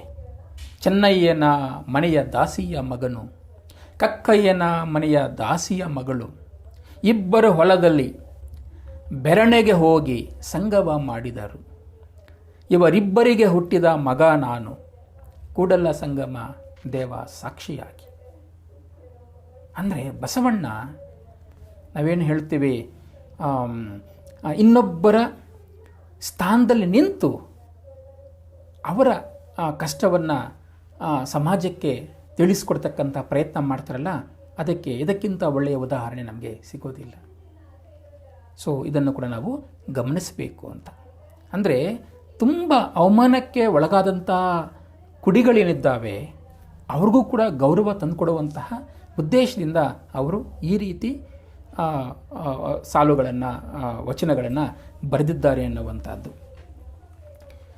ಹಾಗೆಯೇ ಶುದ್ಧ ಭಕ್ತಿ ಇಲ್ಲದೆ ಇರತಕ್ಕಂತಹ ವೇದ, ಶಾಸ್ತ್ರ, ತರ್ಕ ಇವೆಲ್ಲವೂ ಕೂಡ ಪ್ರಯೋಜನ ಇಲ್ಲ ಅನ್ನುವಂತಹ ರೀತಿಯಲ್ಲಿ ಬರತಕ್ಕಂತಹ ಸಾಲುಗಳನ್ನು ನಾವು ಅನೇಕ ಕಡೆ ನೋಡ್ತೇವೆ. ಅಂದರೆ ಶುದ್ಧವಾಗಿರ್ತಕ್ಕಂಥ ಭಕ್ತಿ ಇದ್ದರೆ ಯಾರು ಬೇಕಾದರೂ ಶಿವನನ್ನು ಉಳಿಸಿಕೊಳ್ಳಬಹುದು ಅನ್ನೋದಕ್ಕೆ ಮಾದಾರ ಚೆನ್ನಯ್ಯ ಸಾಕ್ಷಿ ಅನ್ನೋದನ್ನು ಬಸವಣ್ಣ ಅನೇಕ ಕಡೆ ಬರ್ಕೊಂಡಿದ್ದಾರೆ. ಮಾದಾರ ಚೆನ್ನಯ್ಯನ ಮನೆಯಲ್ಲುಂಡ ವೇದವ ನೋದಿದವರು ಲಿಂಗವ ನೊಲಿಸಿ ತೋರಿರೋ. ನೋಡಿ ಎಂತಹ ಒಂದು ಚಾಲೆಂಜು. ನೀವು ವೇದಗಳನ್ನ ಓದ್ಕೊಂಡಿರ್ಬೋದು, ಮಾದಾರ ಚೆನ್ನಯ್ಯ ಅಂತಹ ಸಾಹಿತ್ಯವನ್ನೇನು ಓದ್ಕೊಂಡಿಲ್ಲ, ಆದರೆ ತಮ್ಮ ಮುಗ್ಧ ಭಕ್ತಿಯಿಂದ ಶಿವನನ್ನು ಒಲಿಸಿಕೊಂಡ. ಅದು ಬಹಳ ಮುಖ್ಯ ಅನ್ನೋದನ್ನು ಬಸವಣ್ಣ ಮಾದಾರ ಚೆನ್ನಯ್ಯನ ಉದಾಹರಣೆ ಮೂಲಕ ಇಲ್ಲಿ ಪ್ರಶ್ನೆಗಳನ್ನ ಎತ್ತಿದ್ದಾರೆ. ಮಾದಾರ ಚೆನ್ನಯ್ಯ ಒಟ್ಟು 10 ವಚನಗಳನ್ನು ಬರೆದಿದ್ದಾರೆ ಅಂತ. ಅದೇ ಸಿಕ್ಕಿರೋದು ಅಷ್ಟು, ಇನ್ನೂ ಹೆಚ್ಚು ಬರೆದಿರ್ಬೋದು, ಅವು ನಮ್ಗೆ ಸಿಕ್ಕಿಲ್ಲ. ಮಾದಾರ ಚೆನ್ನಯ್ಯ ಅವರ ಅಂಕಿತ ನಾಮ ಕೈಯುಳು ಕತ್ತಿ ಅಡಿಗುಂಟ ಕಡಿಯಾಗಬೇಡ ಅರಿ ನಿಜಾತ್ಮ ರಾಮ ರಾಮನ ಅಂತ. ಕೈಯುಳಿ ಅಂದರೆ ಚರ್ಮಕ್ಕೆ ಚುಚ್ಚಿ ಹೊಳೆಯುವ ಸಾಧನ. ಕತ್ತಿ ಅಂದರೆ ಚರ್ಮವನ್ನು ಶುಚಿಗೊಳಿಸುವ ಸಾಧನ. ಅಡಿ ಅಂತಂದರೆ ಚರ್ಮ ಹಾಸಿ ಕಬ್ಬಿಣದ ಕೊಡಿಲಿನಿಂದ ಕುಟ್ಟುವ ನೆಲದ ಮೇಲಿನ ಕಲ್ಲು. ಗೂಂಟ ಅಂದರೆ ಕಬ್ಬಿಣದ ಕೊಡಲಿ, ಸಾಪಾದ ಕಲ್ಲಿನ ಮೇಲೆ ಚರ್ಮ ಹಾಸಿ ಕುಟ್ಟುವ ಸಾಧನ. ನೋಡಿ, ತಮ್ಮ ವೃತ್ತಿಯಲ್ಲಿ ಬಳಸ್ತಕ್ಕಂತಹ ಆಯುಧಗಳನ್ನೇ ತಮ್ಮ ಅಂಕಿತ ನಾಮವನ್ನಾಗಿ ಬಳಸ್ಕೊಂಡಿದ್ದಾರೆ. ಅಂದರೆ ವೃತ್ತಿನಲ್ಲಿ ನೀವು ಏನಾದರೂ ಮಾಡಿ ಆದರೆ ಇಡೀ ನಿಮ್ಮ ಬದುಕು ಆ ವೃತ್ತಿಗೆ ಮಾತ್ರ ಸೀಮಿತ ಆಗಬಾರದು. ಅದಕ್ಕೂ ಮೀರಿ ನೀವು ಚಿಂತಿಸಬೇಕು, ಜೀವನವನ್ನು ನೀವು ಸಾರ್ಥಕ ಮಾಡ್ಕೋಬೇಕು ಅನ್ನುವಂತಹ ಉದ್ದೇಶದಿಂದ ಅವರು ಈ ರೀತಿಯ ಅಂಕಿತನಾಮವನ್ನು ಇಟ್ಕೊಂಡಿದ್ದಾರೆ ಎನ್ನುವಂಥದ್ದು. ಒಂದು ವಚನ ಹೀಗಿದೆ: ನಡೆನುಡಿ ಸಿದ್ಧಾಂತವಾದಲ್ಲಿ ಕುಲ ಹೊಲೆ ಸೂತಕವಿಲ್ಲ, ನುಡಿಲೇಸು ನಡೆಯದಮ್ಮವಾದಲ್ಲಿ ಅದು ಬಿಡುಗಡೆ ಇಲ್ಲದ ಹೊಲೆ, ಕಳವು ಪರದ್ವಾರಂಗಳಲ್ಲಿ ಹೊಲಬ ನರೆಯದೆ ಕೆಟ್ಟು ನಡವುತ್ತ ಮತ್ತೆ ಕುಲಜರೆಂಬ ಒಡಲುವರುಂಟೆ, ಆಚಾರವೇ ಕುಲ ಅನಾಚಾರವೇ ಹೊಲೆ, ಇಂತಿ ಉಭಯವ ತಿಳಿದರಿಯಬೇಕು, ಕೈ ಉಳಿ ಕತ್ತಿ ಅಡಿಗುಂಟಕ್ಕಡಿಯಾಗಬೇಡ, ಅರಿ ನಿಜಾತ್ಮ ರಾಮ ರಾಮಣ. ಇಲ್ಲಿ ಶರಣರು ಏನಿರ್ತಾರೆ ಅವರು ತಮ್ಮ ನಡೆಯನ್ನು ನುಡಿಯಾಗಿಸ್ಕೋಬೇಕು, ನುಡಿಯನ್ನು ನಡೆಯಾಗಿಸ್ಕೋಬೇಕು, ಅದು ಆದರ್ಶ ಆಗಬೇಕು ಅನ್ನುವಂಥ ಮಾತನ್ನು ಅವರಿಲ್ಲಿ ಹೇಳಿದ್ದಾರೆ. ಸಾಂಖ್ಯ ಸ್ವಪಚ ಆಗಸ್ತ್ಯ ಕಬ್ಬಿಲ, ದೂರ್ವಾಸ ಮಚ್ಚಿಗ ದರೀಚಿ ಕೀಲಿಗ, ಕಶ್ಯಪ ಕಮ್ಮಾರ ರೋಮಜ ಕಂಚುಗಾರ, ಕೌಂಡಿಲ್ಯ ನಾವಿದ ನೆಂಬುದನ್ನರಿದು ಮತ್ತೆ ಕುಲವೆಂಟೆಂದು ಛಲಕ್ಕೆ ಹೊರಲೇತಕ್ಕೆ, ಇಂತಿ ಸಪ್ತ ಋಷಿಯರುಗಳೆಲ್ಲರೂ ಸತ್ಯದಿಂದ ಮುಕ್ತರಾದುದನ್ನರಿಯದೆ ಅಸತ್ಯದಲ್ಲಿ ನಡೆದು ವಿಪ್ರರು ನಾವು ಘನವೆಂದು ಓರುವ ಹೊತ್ತು ಹೋಕರ ಮಾತೇತಕ್ಕೆ, ಕೈ ಹುಳಿ ಕತ್ತಿ ಅಡಿಗುಂಟಕ್ಕಡಿಯಾಗಬೇಡ, ಹರಿ ನಿಜಾತ್ಮ ರಾಮ ರಾಮನ. ಅಂದರೆ ಸಾಂಖ್ಯ, ಅಗಸ್ತ್ಯ, ದೂರ್ವಾಸ, ದರೀಚಿ, ಕಶ್ಯಪ, ರೋಮಜ, ಕೌಂಡಿಲ್ಯ ಎಂಬ ಸಪ್ತ ಋಷಿಗಳೆಲ್ಲ ಚತುರ್ವರ್ಣ ವ್ಯವಸ್ಥೆಯಲ್ಲಿ ಕೆಳಗಡೆ ಬರುವಂಥವರು, ತಳ ಸಮುದಾಯದವರವರು. ಅವರು ಸ್ವಪಚ, ಕಬ್ಬಿಲ, ಮಚ್ಚಿಗ, ಕೀಲಿಗ, ಕಮ್ಮಾರ, ಕಂಚುಗಾರ, ನಾವಿದ ಜಾತಿ ಸಮುದಾಯಗಳಿಂದ ಬಂದಂಥವರು. ಅವರು ಜ್ಞಾನಿಗಳು ಎಂಬ ಕಾರಣಕ್ಕೆ ಅವರು ಜಾತಿ ಮುಖ್ಯ ಆಗೋದಿಲ್ಲ. ಈಗ ಮತ್ತೆ ಕುಲ ಉಂಟೆಂದು ಯಾಕೆ ಮಾತಾಡ್ತೀರಿ ಅನ್ನುವಂಥದ್ದನ್ನು ಮಾದಾರ ಚೆನ್ನಯ್ಯ ಅವರು ಈ ವಚನದಲ್ಲಿ ಒಂದು ದೊಡ್ಡ ಪ್ರಶ್ನೆಯನ್ನು ಎತ್ತಿದ್ದಾರೆ. ಅದು ಇವತ್ತಿಗೂ ಕೂಡ ಪ್ರಸ್ತುತ ಆಗುತ್ತೆ. ಅಂದರೆ ಮಾದಾರ ಚೆನ್ನಯ್ಯನ ಅನೇಕ ಪ್ರಶ್ನೆಗಳು, ಆವತ್ತಿನ ಪ್ರಶ್ನೆಗಳು ಇವತ್ತು ಕೂಡ ನಮಗೆ ಪ್ರಶ್ನೆಗಳಾಗಿಯೇ ಇದ್ದಾವೆ. ಅವನ್ನು ನಾವು ಮತ್ತೆ ಮತ್ತೆ ಓದ್ಕೋಬೇಕಾದಂಥ ಅವಶ್ಯಕತೆ ಇದೆ ಅಂತ ನನಗೆ ಅನಿಸಿದೆ. ಹಾಗೆ ಕೊನೆಯದಾಗಿ ಇಂತಹ ಮಾದಾರ ಚೆನ್ನಯ್ಯನ ಕಾಲ ಏನಿದೆ ಆ ಕಾಲದ ಬಗ್ಗೆ ಒಂದೆರಡು ಮಾತು ಹೇಳಿ ನಾನು ಮಾತನ್ನು ಮುಗಿಸ್ತೇನೆ. ಮಾದಾರ ಚೆನ್ನಯ್ಯ 12ನೇ ಶತಮಾನದ ಕ್ರಾಂತಿಯುಗದ ಕುಡಿ. ಹಾಗಾಗಿಯೇ ಅವರ ವಚನಗಳು ಇಷ್ಟೊಂದು ಶಾರ್ಪ್ ಆಗಿರುವಂಥದ್ದು. ಅನುಭವ ಮಂಟಪದ ಏನು ಜ್ಞಾನ ಇದೆ ಆ ಜ್ಞಾನ ಇವರ ಮೂಲಕವೂ ಹೊರಗಡೆ ಬಂದಿದೆ. ಮಾನವ ಹಕ್ಕುಗಳನ್ನು ಕಂಡುಕೊಂಡಂಥ ಕಾಲ ಅದು. ವರ್ಗ, ವರ್ಣ, ಲಿಂಗ, ವೃತ್ತಿ, ವಯಸ್ಸು ಇವೆಲ್ಲ ತಾರತಮ್ಯಗಳನ್ನು ಹೋಗಲಾಡಿಸುವುದಕ್ಕೆ ಅನೇಕ ಪ್ರಯತ್ನಗಳು ಈ ಎಲ್ಲ ವಚನಕಾರರ ಮೂಲಕ ಆಗಿದೆ ಅನ್ನೋದನ್ನು ನಾವಿಲ್ಲಿ ಗುರುತಿಸ್ಕೋಬೇಕು. ನುಡಿದಂತೆ ನಡೆಯಲು, ನಡೆದಂತೆ ನುಡಿಯಲು ಹೇಳಿಕೊಟ್ಟಂಥ ಅವಧಿ ಈ 12ನೇ ಶತಮಾನ. ಕಾಯಕ ಜೀವಿಗಳು ಸಂಭ್ರಮಿಸಿದಂಥ ಕಾಲ ಇದು. ಕಮ್ಮಾರ, ಚಮ್ಮಾರ, ಮಾದಾರ, ಬಡಿಗ, ನೇಕಾರ, ಡೋಹಾರ, ಓಲೆಕಾರ, ಸೊ ಇಂತಹ ವೃತ್ತಿಗಳು ತಲೆ ಎತ್ತಿ ಮಾತನಾಡಿದ ಯುಗ ಇದು. ಮಾದಿಗ ಸಮುದಾಯವನ್ನು ಪ್ರತಿನಿಧಿಸ್ತಕ್ಕಂತಹ ಮಾದಾರ ಚೆನ್ನಯ್ಯ ಏನಿದ್ದಾರೆ ಅವರು ಜೋಡನ್ನು ಮಾಡ್ತಕ್ಕಂತಹ, ಒಕ್ಕಲುತನಕ್ಕೆ ಬೇಕಾಗಿರ್ತಕ್ಕಂಥ ಬಾರುಕೋಲು, ಎತ್ತುಗಳಿಗೆ ಕಟ್ಟತಕ್ಕಂಥ ಅಲಂಕಾರಿಕ ಉಪಕರಣಗಳನ್ನ ತಯಾರು ಮಾಡ್ತಾ ಇದ್ದಂತಹ ಒಬ್ಬ ವ್ಯಕ್ತಿ.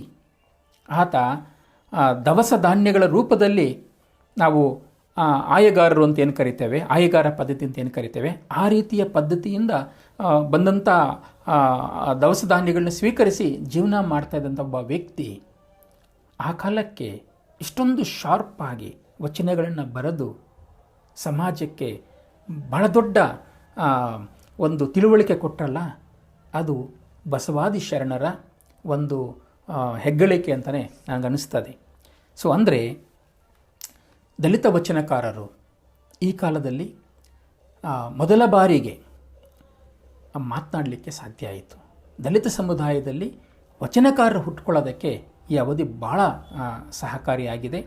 ಅಂತಹ ವಚನ ಚಳುವಳಿಯ ದಲಿತ ಒಂದು ಪ್ರಜ್ಞೆ ಅಂತ ಏನು ಕರಿತೇವೆ, ವೃತ್ತಿ ಗೌರವ ಅಂತ ಏನು ಕರಿತೇವೆ, ಅದರ ಪ್ರತಿನಿಧಿಯಾಗಿ ಬರ್ತಕ್ಕಂತಹ ಮಾದಾರ ಚೆನ್ನಯ್ಯ ನಮ್ಮ ಬಹಳ ದೊಡ್ಡ ಹೆಮ್ಮೆಯ ವಚನಕಾರ. ಅವರ ಬಗ್ಗೆ ಇಷ್ಟು ಮಾತನಾಡಲಿಕ್ಕೆ ನನಗೆ ಬಹಳ ಖುಷಿಯಾಗಿದೆ. ನಿಮ್ಮೆಲ್ಲರಿಗೂ ಕೂಡ ವಂದಿಸಿ ನನ್ನ ಮಾತುಗಳನ್ನ ಮುಗಿಸ್ತೇನೆ. ನಮಸ್ಕಾರ. ಮತ್ತೆ ಕಲ್ಯಾಣದ ಸಂದೇಶ ಸಂದೇಶ ಮತ್ತೆ ಕಲ್ಯಾಣದ ಸಂದೇಶ ಮತ್ತೆ ಕಲ್ಯಾಣದ ಸಂದೇಶ ಮತ್ತೆ ಕಲ್ಯಾಣದ ಸಂದೇಶ.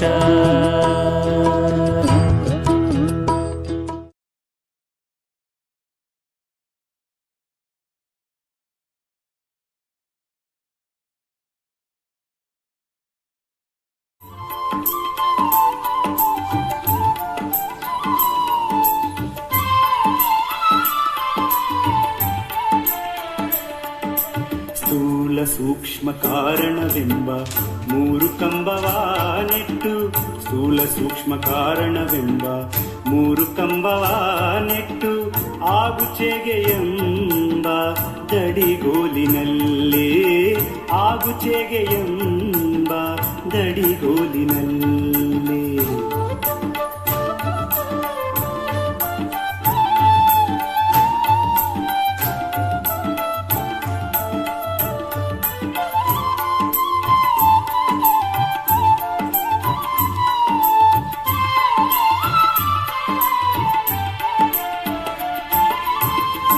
ಅಗಡದ ಎಮ್ಮೆಯ ಚರ್ಮವ ತೆಗೆದು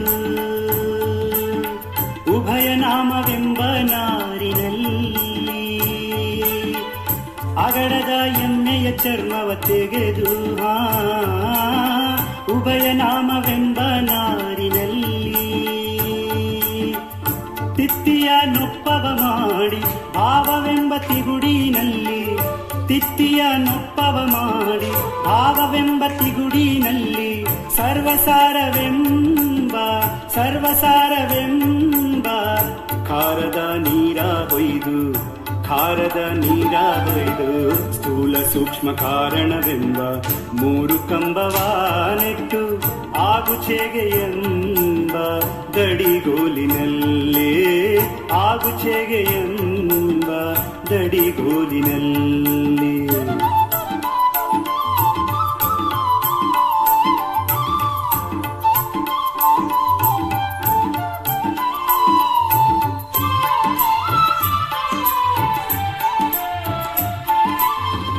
ಅಟ್ಟೆಯ ದುರ್ಗುಣ ಕೆಟ್ಟು ಮೆಟ್ಟಡಿಯವರಿಗೆ ಮುಟ್ಟಿಸ ಬಂದೆ ಅಟ್ಟೆಯ ದುರ್ಗುಣ ಕೆಟ್ಟು ಮೆಟ್ಟಡಿಯವರಿಗೆ ಮುಟ್ಟಿಸ ಬಂದೆ ಮೆಟ್ಟಡಿಯ ತಪ್ಪಲ ಕಾಯದೆ ಮೆಟ್ಟಡಿಯ ತಪ್ಪಲ ಕಾಯದೆ ಮೆಟ್ಟಡಿಯ ಬಟ್ಟೆಯ ನೋಡಿಕೊಳ್ಳಿ ಮೆಟ್ಟಡಿಯ ಬಟ್ಟೆಯ ನೋಡಿಕೊಳ್ಳಿ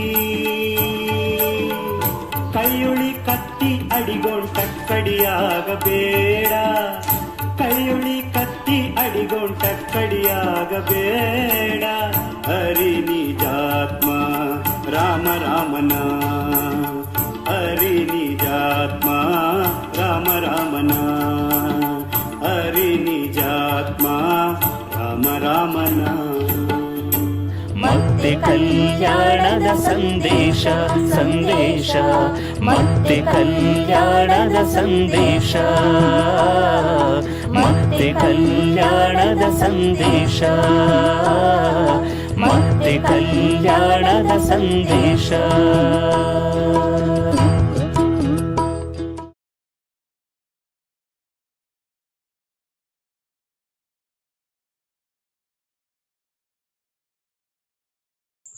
ಮತ್ತೆ ಕಲ್ಯಾಣ 26ನೇ ದಿನಕ್ಕೆ ಕಾಲಿಟ್ಟಿದೆ. ಈಗಾಗಲೇ ಶಿವ ಮೆಚ್ಚಿದಂಥ ಮಾದಾರ ಚೆನ್ನಯ್ಯನವರನ್ನು ಕುರಿತು ಡಾಕ್ಟರ್ ಅರಿವು ಶಿವಪ್ಪನವರು ಕೆಲವು ಆಲೋಚನೆಗಳನ್ನು ನಮ್ಮ ಜೊತೆ ಹಂಚಿಕೊಂಡಿದ್ದಾರೆ. ಮಾದಾರ ಚೆನ್ನಯ್ಯನವರು ಕನ್ನಡ ನಾಡಿನ ಅಪರೂಪದ ಅನುಭಾವಿಗಳು. 6 ವಚನಗಳು ತುಂಬ ಅರ್ಥಪೂರ್ಣವಾಗಿರುವಂಥವು. ಅಂಥ ಒಂದು ವಚನದಿಂದಲೇ ನಮ್ಮ ಮಾತುಗಳನ್ನು ಪ್ರಾರಂಭ ಮಾಡ್ತೇವೆ. ಹಾಲ ನೇಮ, ಹಾಲ ಕೆನೆಯ ನೇಮ, ಕೆನೆ ತಪ್ಪಿದ ಬಳಿಕ ಕಿಚ್ಚಡಿಯ ನೇಮ, ಬೆಣ್ಣೆಯ ನೇಮ, ಬೆಲ್ಲದ ನೇಮ, ಅಂಬಲಿಯ ನೇಮದವರ ಅರ್ನೂ ಕಾಣೆ, ಕೂಡಲ ಸಂಗನ ಶರಣರಲ್ಲಿ ಅಂಬಲಿಯ ನೇಮದಾತ ಮಾದಾರ ಚೆನ್ನಯ್ಯ. ದೇವರಿಗೆ ಮೃಷ್ಟಾನ್ನ ಭೋಜನ ತಯಾರಿಸಿ ನೈವೇದ್ಯವನ್ನು ಅರ್ಪಿಸುವಂಥವ್ರು ಸಾಕಷ್ಟು ಜನ. ಆದರೆ ಮಾದಾರ ಚೆನ್ನಯ್ಯನವರು ದೇವರಿಗೆ ಶ್ರೀಮಂತರ ಹಾಗೆ ಮೃಷ್ಟಾನ್ನ ಭೋಜನವನ್ನು ಮಾಡಿಸಲಿಲ್ಲ. ಬದಲಾಗಿ ತಾವು ಊಟ ಮಾಡುವಂಥ ಅಂಬಲಿಯನ್ನೇ ಶಿವ ಸ್ವೀಕರಿಸುವ ಹಾಗೆ ಮಾಡಿದರು. ದೇವರಿಗೆ ಪೂಜೆ ಮಾಡಿ ನೈವೇದ್ಯ ಸಮರ್ಪಿಸುವುದನ್ನು ಕೆಲವರು ತಮಾಷೆ ಮಾಡ್ತಿರ್ತಾರೆ. ದೇವ್ರ ಕಡೆ ಕೈ, ಹೊಟ್ಟೆ ಕಡೆ ಒಯ್ಯಿ ಅಂತ. ಅಂದರೆ ದೇವರಿಗೆ ತೋರಿಸಿ ತಾವೇ ಕಬಳಿಸೋದು. ಶಿವಭಕ್ತರಾದಂಥ ಚೆನ್ನಯ್ಯನವರ ಪರಿಯೇ ಬೇರೆ. ಅವರು ತಮಿಳುನಾಡಿನ ಕಂಚೀಪುರದಲ್ಲಿ ಕರಿಕಾಲ ಚೋಳ ರಾಜನ ಕುದುರೆಗಳಿಗೆ ಹುಲ್ಲು ತರುವಂಥ ಕಾಯಕವನ್ನು ಮಾಡ್ತಾ ಇದ್ರು ಅಂತ ತಿಳಿದು ಬರುತ್ತೆ. ತಮ್ಮ ಗುಪ್ತ ಭಕ್ತಿಯ ಮೂಲಕ ಇಷ್ಟಲಿಂಗ ಪೂಜೆಯನ್ನು ಮಾಡ್ತಾ ಕಾಯಕದಲ್ಲೇ ಕೈಲಾಸವನ್ನು ಕಾಣ್ತಾ ಇದ್ದಂಥ ಒಬ್ಬ ಅಪರೂಪದ ವ್ಯಕ್ತಿ. ಅವರು ಒಂದು ದಿನ ಹುಲ್ಲು ತರುವ ಕಾಯಕವನ್ನು ಪೂರೈಸಿ ಮನೆಗೆ ಬಂದು ತಮ್ಮ ಪತ್ನಿ ಗಂಗಾ ಮಾಡಿದ ಅಂಬಲಿಯನ್ನು ಇನ್ನೇನು ಸ್ವೀಕರಿಸಬೇಕು. ಆ ತಾಯಿ ಬಿಸಿ ಬಿಸಿ ಅಂಬಲಿಯ ಎಡೆ ಮಾಡಿದ್ದಾರೆ. ಚೆನ್ನಯ್ಯನವರು ಒಂದು ತುತ್ತನ್ನ ಬಾಯಿಗೆ ಇಡ್ತಾ ಇದ್ದಂತೆಯೇ ಅದರ ರುಚಿಗೆ ಮುರಳಾಗಿ ಇದು ಇವತ್ತು ಶಿವನಿಗೆ ಸಲ್ಲಬೇಕು ಅಂತ ಕೈ ತೆಗಿತಾರೆ. ತಕ್ಷಣ ಶಿವ ಅಲ್ಲಿ ಬರ್ತಾನೆ. ಚೆನ್ನಯ್ಯನವರ ಅಂಬಲಿಯ ರುಚಿಯನ್ನು ಸವಿದಂಥ ಶಿವನಿಗೆ ಮೊದಲ ತುತ್ತನ್ನು ಬಾಯಿಗಿಡ್ತಿದ್ದ ಹಾಗೇನೆ ಶಿವ ಪದವಿಯನ್ನೇ ಇವರಿಗೆ ಕರುಣಿಸ್ಬೇಕು ಅಂತ ಅನ್ನಿಸ್ತಂತೆ. ಮುಂದಿನ ತುತ್ತಿಗೆ ಇನ್ನೇನು ಕೊಡಬೇಕು ಅಂತ ಯೋಚಿಸುವಂತೆ ಆಯಿತು ಅಂತ ಹೇಳ್ತಾರೆ ಹರಿಹರ. ಆ ಅಂಬಲಿಯ ರುಚಿ ಸ್ವರ್ಗ ಮರ್ತ್ಯಕ್ಕೆ ಹೊಸದಾಗಿತ್ತು ಅಂತ ಅಭಿಪ್ರಾಯ ಇದೆ. ಕರಿಕಾಲ ಚೋಳ ನಿತ್ಯವೂ ಶಿವನಿಗೆ ಮೃಷ್ಟಾನ್ನ ಭೋಜನ ಮಾಡಿಸ್ತಿದ್ದಂಥ ಭಕ್ತ. ಆದರೆ ಅವತ್ತು ಶಿವ ಇವನ ಮೃಷ್ಟಾನ್ನದ ಕಡೆ ಕಣ್ಣೆತ್ತಿನೂ ಕೂಡ ನೋಡಲ್ಲ. ಕಾರಣ ಕೇಳಿದಾಗ ಇವತ್ತು ಮಾದಾರ ಚೆನ್ನಯ್ಯನ ಅಂಬಲಿಯನ್ನು ಸವಿದೆ ಅಂತ ಹೇಳ್ತಾರೆ. ಅಂದರೆ ನನ್ನ ರಾಜ್ಯದಲ್ಲಿ ನನಗಿಂತ ಶ್ರೇಷ್ಠ ಶಿವಭಕ್ತ ಇದ್ದಾನೆ ಅಂತ ಆಯಿತು. ಆತನ ಅಂಬಲಿಯನ್ನು ಶಿವ ಸವಿದಿದ್ದಾನೆ ಅಂದರೆ ಅಂಥ ಶಿವಭಕ್ತನನ್ನು ನಾನು ನೋಡಲೇಬೇಕು ಅಂತ ಹೇಳಿ ಬರಿಗಾಲಿನಿಂದ ಆತನನ್ನು ಹುಡುಕೊಂಡು ರಾಜ ಹೊರಡ್ತಂತೆ. ಅವನು ನೇರವಾಗಿ ಹೋಗಿದ್ದು ಮಾದಾರ ಚೆನ್ನಯ್ಯನವರ ಗುಡಿಸಲಿಗೆ. ತಾನು ರಾಜ ಅನ್ನೋದನ್ನು ಮರೆತು ಅಲ್ಲಿ ಚೆನ್ನಯ್ಯನ ಪಾದವನ್ನು ಹಿಡಿದು ನಮಸ್ಕಾರ ಮಾಡಿದಂತೆ. ಸುಮ್ಮನೆ ಆಲೋಚನೆ ಮಾಡ್ರಿ, ಚೆನ್ನಯ್ಯನವರ ಎತ್ತ, ಚೋಳ ರಾಜ ಎತ್ತ, ಆಗ ಚೆನ್ನಯ್ಯನವ್ರು ಹೇಳ್ತಾರೆ, ಅಯ್ಯೋ ರಾಜರು ಹೀಗೆ ಮಾಡೋದುಂಟೆ, ನೀವು ಭಾನುಕುಲದ ದರ್ಪಣ, ನನ್ನ ಕುಲವನ್ನು ನೋಡದೆ ಹೀಗೆ ನಮಸ್ಕಾರ ಮಾಡೋದು ಸರಿಯಲ್ಲ, ಕಾಲನ್ನು ಬಿಡ್ರಿ ಅಂತ ಚೋಳ ಕೇಳಿದಾಗ, ಚೋಳನನ್ನ ಚೆನ್ನಯ್ಯನವ್ರು ಕೇಳಿದಾಗ ಚೋಳ ಮಹಾರಾಜ ಹೇಳ್ತಾನಂತೆ, ದೇವನೊಲಿದ ಕುಲಂ ಸತ್ಕುಲಂ, ಘನ ಮಹಿಮನೊಲಿದ ಜಾತಿಯೇ ಜಾತಿ ನಿರ್ಮಲಂ, ಶರ್ವನೊಡನುಂಡ ನಿಮ್ಮಯ್ಯ ಜಾತಿಗಾಂ ಸರಿಯೇ ಸರ್ವಜ್ಞ, ನಿಮ್ಮ ಕೆರ್ಪಿಂಗೆನ್ನ ಶಿರ ಸರಿಯೇ. ನೋಡಿ ಆ ಮಾತುಗಳು, ನೀವು ದೇವರನ್ನ ಒಲಿಸಿದಂಥವ್ರು, ನಿಮ್ಮ ಚಪ್ಪಲಿಗೂ ಕೂಡ ನಾನು ಸಲ್ಲುವಂಥವನಲ್ಲ ಅಂತ ಹೇಳ್ತಾರೆ. ಮುಂದೆ ಅವರು ಚೆನ್ನಯ್ಯನವರನ್ನ ಆನೆ ಮೇಲೆ ಕೂರಿಸಿ ಮೆರವಣಿಗೆ ಮಾಡಿಸಿದ್ರು ಅಂತ ಅಭಿಪ್ರಾಯವನ್ನು ಹರಿಹರ ಮಾದಾರ ಚೆನ್ನಯ್ಯನಗಳಲ್ಲಿ ತುಂಬ ಸೊಗಸಾಗಿ ವರ್ಣಿಸಿದ್ದಾರೆ. ಒಬ್ಬ ರಾಜ ಮಾದಾರ ಚೆನ್ನಯ್ಯನಂಥ ತಳ ಸಮುದಾಯದ ವ್ಯಕ್ತಿಯ ಕಾಲಿಗೆ ಬೀಳೋದು ಅಂದರೆ ಅದೇನು ಸಾಮಾನ್ಯ ಸಂಗತಿ ಅಲ್ಲ. ಆದರೆ ತನ್ನ ಭಕ್ತಿ ಪ್ರಕಟ ಆಯ್ತಲ್ಲ ಅಂತ ಚೆನ್ನಯ್ಯನವರು ತುಂಬ ಪರಿತಾಪ ಪಟ್ಕೊಂಡು ಇನ್ನು ಈ ಕಂಚೀಪುರದಲ್ಲಿರೋದು ಬೇಡ ಅಂತ ಬಸವಣ್ಣನಿರುವಂಥ ಕಲ್ಯಾಣಕ್ಕೆ ಬರ್ತಾರೆ. ಕಲ್ಯಾಣದಲ್ಲಿ ನೆಲೆಸಿ ತಮ್ಮ ಕುಲಮೂಲದಿಂದ ಬಂದಂಥ ಚಪ್ಪಲಿ ಹೊಲಿಯುವಂಥ ಕಾಯಕವನ್ನು ಮುಂದುವರಿಸ್ತಾರೆ ಅಂತ ತಿಳಿದು ಬರುತ್ತೆ. ಶಿವ ಚೆನ್ನಯ್ಯನ ಅಂಬಲಿಯನ್ನು ಸ್ವೀಕರಿಸಿದ ಅನ್ನುವಂಥ ಸಂಗತಿ ಅವರ ಶಿವಭಕ್ತಿಯನ್ನು ವೈಭವೀಕರಿಸಲಿಕ್ಕೆ ಸೃಷ್ಟಿ ಮಾಡಿದಂಥ ಪವಾಡ ಅಂತ ನಮಗನಿಸುತ್ತೆ. ಇಲ್ಲಿ ಶಿವ ಚೆನ್ನಯ್ಯನ ಮನೆಯ ಅಂಬಲಿಯನ್ನು ಸವಿದ ಅನ್ನೋದಕ್ಕೆ ಬೇರೆ ರೀತಿಯ ಅರ್ಥವನ್ನು ಕೂಡ ನಾವು ಕಂಡುಕೊಳ್ಳಲಿಕ್ಕೆ ಬರುತ್ತೆ. ನಿಮಗೆಲ್ಲ ಗೊತ್ತಿದೆ, ಲಿಂಗದ ಬಾಯಿ ಜಂಗಮ ಅನ್ನೋದು. ಇದು ಶರಣರ ಸಂದೇಶ. ಅರಿವು ಆಚಾರ ಒಂದಾದ ಒಬ್ಬ ಒಳ್ಳೆಯ ಜಂಗಮರು ಕಂಚೀಪುರಕ್ಕೆ ಬಂದಿರಬೇಕು.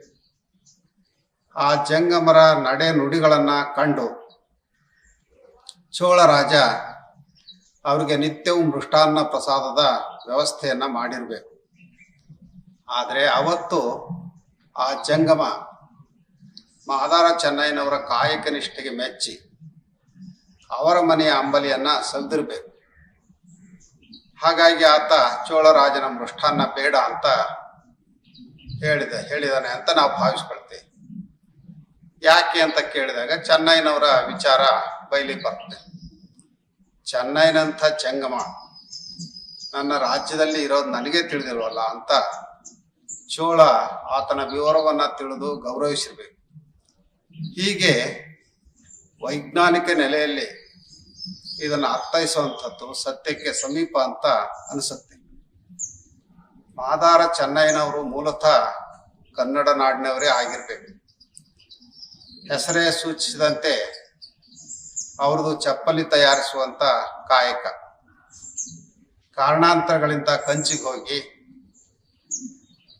ಅವ್ರ ಕಂಚಿಗೆ ಯಾಕೆ ಹೋಗಿರ್ಬೋದು ಅನ್ನೋದನ್ನ ಆಗ್ಲೇ ಅತಿಥಿಗಳು ಹೇಳಿದ್ದಾರೆ.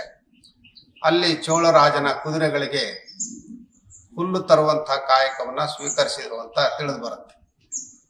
ಕಲ್ಯಾಣಕ್ಕೆ ಬಂದ ನಂತರ ಚೆನ್ನಯ್ಯನವರು ಶರಣರ ಆಚಾರ ವಿಚಾರಗಳಿಂದ ಪ್ರೇರಿತರಾಗಿ ಹೊಸ ಬದುಕನ್ನ ಕಟ್ಟಿಕೊಂಡು ಸಮಾಜದ ಎಲ್ಲ ಹುಳುಕುಗಳನ್ನ ಅನಾವರಣಗೊಳಿಸುವಂತ ಕೆಲಸವನ್ನ ಮಾಡಿದ್ರು ಅನ್ನೋಂಥದ್ದು ಅವರ ವಚನಗಳಿಂದಲೇ ತಿಳಿದು ಬರುತ್ತೆ. ನಮಗೆ ತುಂಬಾ ಪ್ರಿಯವಾದಂಥ ಅವರ ಒಂದು ವಚನ,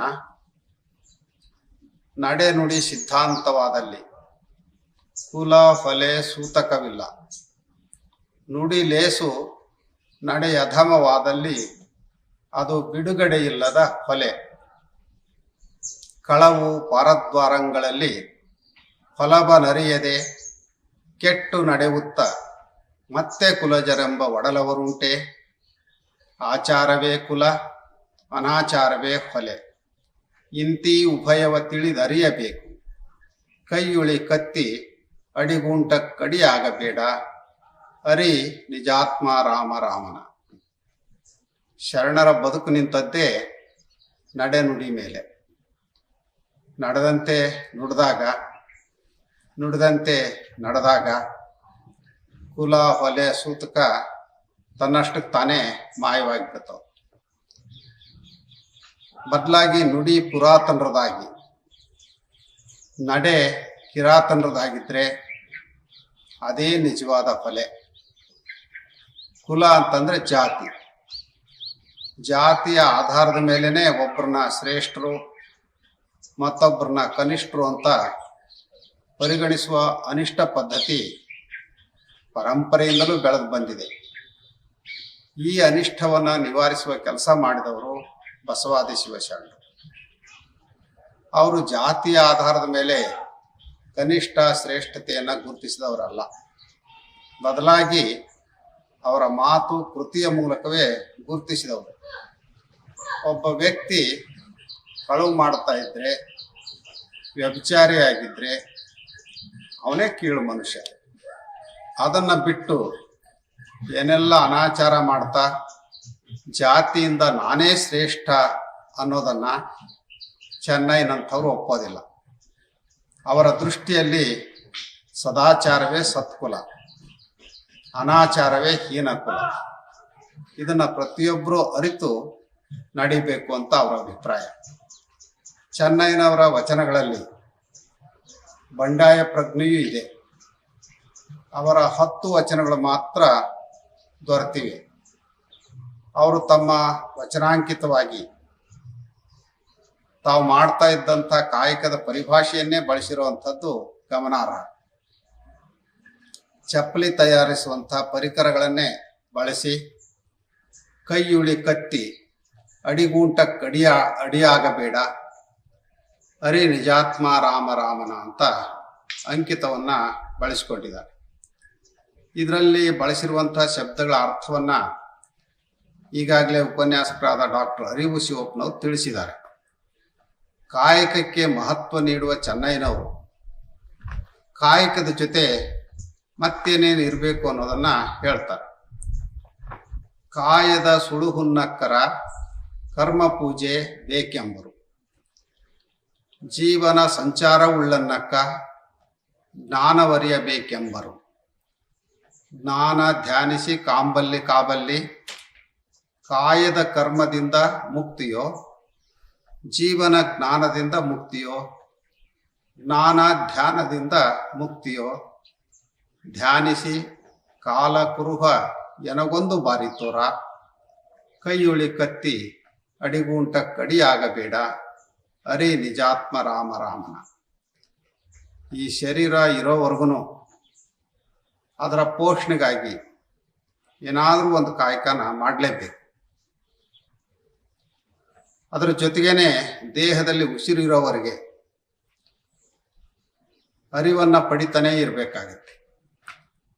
ಇದು ಯಾರೋ ಒಬ್ರಿಗೆ ಹೇಳೋ ಮಾತಲ್ಲ, ಎಲ್ಲರಿಗೂ ಅನ್ವಯಿಸುವಂಥ ಮಾತು. ದೇಹ ಪೋಷಣೆಗೆ ಕಾಯಕದಿಂದ ಸಂಪಾದಿಸಿದ್ದನ್ನೇ ಬಳಸಬೇಕು. ದೇಹ ಪೋಷಣೆ ಜೊತೆಗೆ ಜ್ಞಾನ ಅರಿವು ಕೂಡ ಬಹಳ ಮುಖ್ಯ. ಅರಿವಿಲ್ಲದೆ ಇದ್ರೆ ಮನುಷ್ಯನ ಸ್ಥಿತಿ ಪ್ರಾಣಿಗಳಿಗಿಂತ ಕೀಳಾಗುತ್ತೆ. ಹಾಗಾಗಿ ಆತ ಜೀವನ ಪರ್ಯಂತ ಜ್ಞಾನವನ್ನ ಪಡಿಲೇಬೇಕು ಅಂತ ಬಲ್ಲವರೆಲ್ಲರೂ ಹೇಳ್ತಾರೆ. ಹಾಗಾದ್ರೆ ಮುಕ್ತಿ ಯಾವುದರಿಂದ? ಈ ಪ್ರಶ್ನೆ ಚೆನ್ನೈನವರು. ಕಾಯಕದಿಂದ ಮುಕ್ತಿಯೋ, ಜ್ಞಾನದಿಂದ ಮುಕ್ತಿಯೋ, ಜ್ಞಾನ ಧ್ಯಾನದಿಂದ ಮುಕ್ತಿಯೋ, ಅಥವಾ ಜೀವನ ಜ್ಞಾನದಿಂದ ಮುಕ್ತಿಯೋ? ಒಬ್ಬೊಬ್ರು ಒಂದೊಂದು ಅಭಿಪ್ರಾಯ ಪಡ್ತಾರೆ. ಕೆಲವರು ಜ್ಞಾನದಿಂದಲೇ ಮುಕ್ತಿ ಅಂತಾರೆ, ಮತ್ತೆ ಕೆಲವರು ಜ್ಞಾನ ಧ್ಯಾನದಿಂದ ಮುಕ್ತಿ ಅಂತ ಹೇಳ್ತಾರೆ. ಇದರ ಬಗ್ಗೆ ನೀನೇ ಮಥನ ಮಾಡಿ ಯಾವ ಸರಿ ಅನ್ನೋದನ್ನ ತೋರಿಸು ಅಂತ ತನ್ನ ಅಂತರಾತ್ಮವನ್ನೇ ತಾವು ಕೇಳಿಕೊಳ್ಳೋ ಹಾಗೆ ಇದೆ. ಇನ್ನು ಕುಲ ಎಂದು ಬಡದಾಡೋದನ್ನ ಚೆನ್ನೈನವರು ವಿರೋಧಿಸ್ತಾರೆ. ಚೆನ್ನೈನವರೊಬ್ಬರೇ ಏನು, ಎಲ್ಲರೂ ಕೂಡ ಶರಣರು ಈ ಕುಲವನ್ನು ವಿರೋಧಿಸಂತವ್ರೆ. ಅದನ್ನು ಅವರ ಎಲ್ಲ ವಚನಗಳಲ್ಲೂ ನಾವು ನೋಡ್ಬೋದು. ಮನುಷ್ಯ ಕುಲ ಹಲವಾದರೂ ಎಲ್ಲರ ಹುಟ್ಟಿನ ರೀತಿ ಒಂದೇ ಇರೋದನ್ನು ನಾವು ಬಲ್ಲಿವು. ಶ್ರೇಷ್ಠರ ಅಂತ ಹೇಳೋರು ಏನು ಆಕಾಶದಿಂದ ಉದುರೋದಿಲ್ಲ.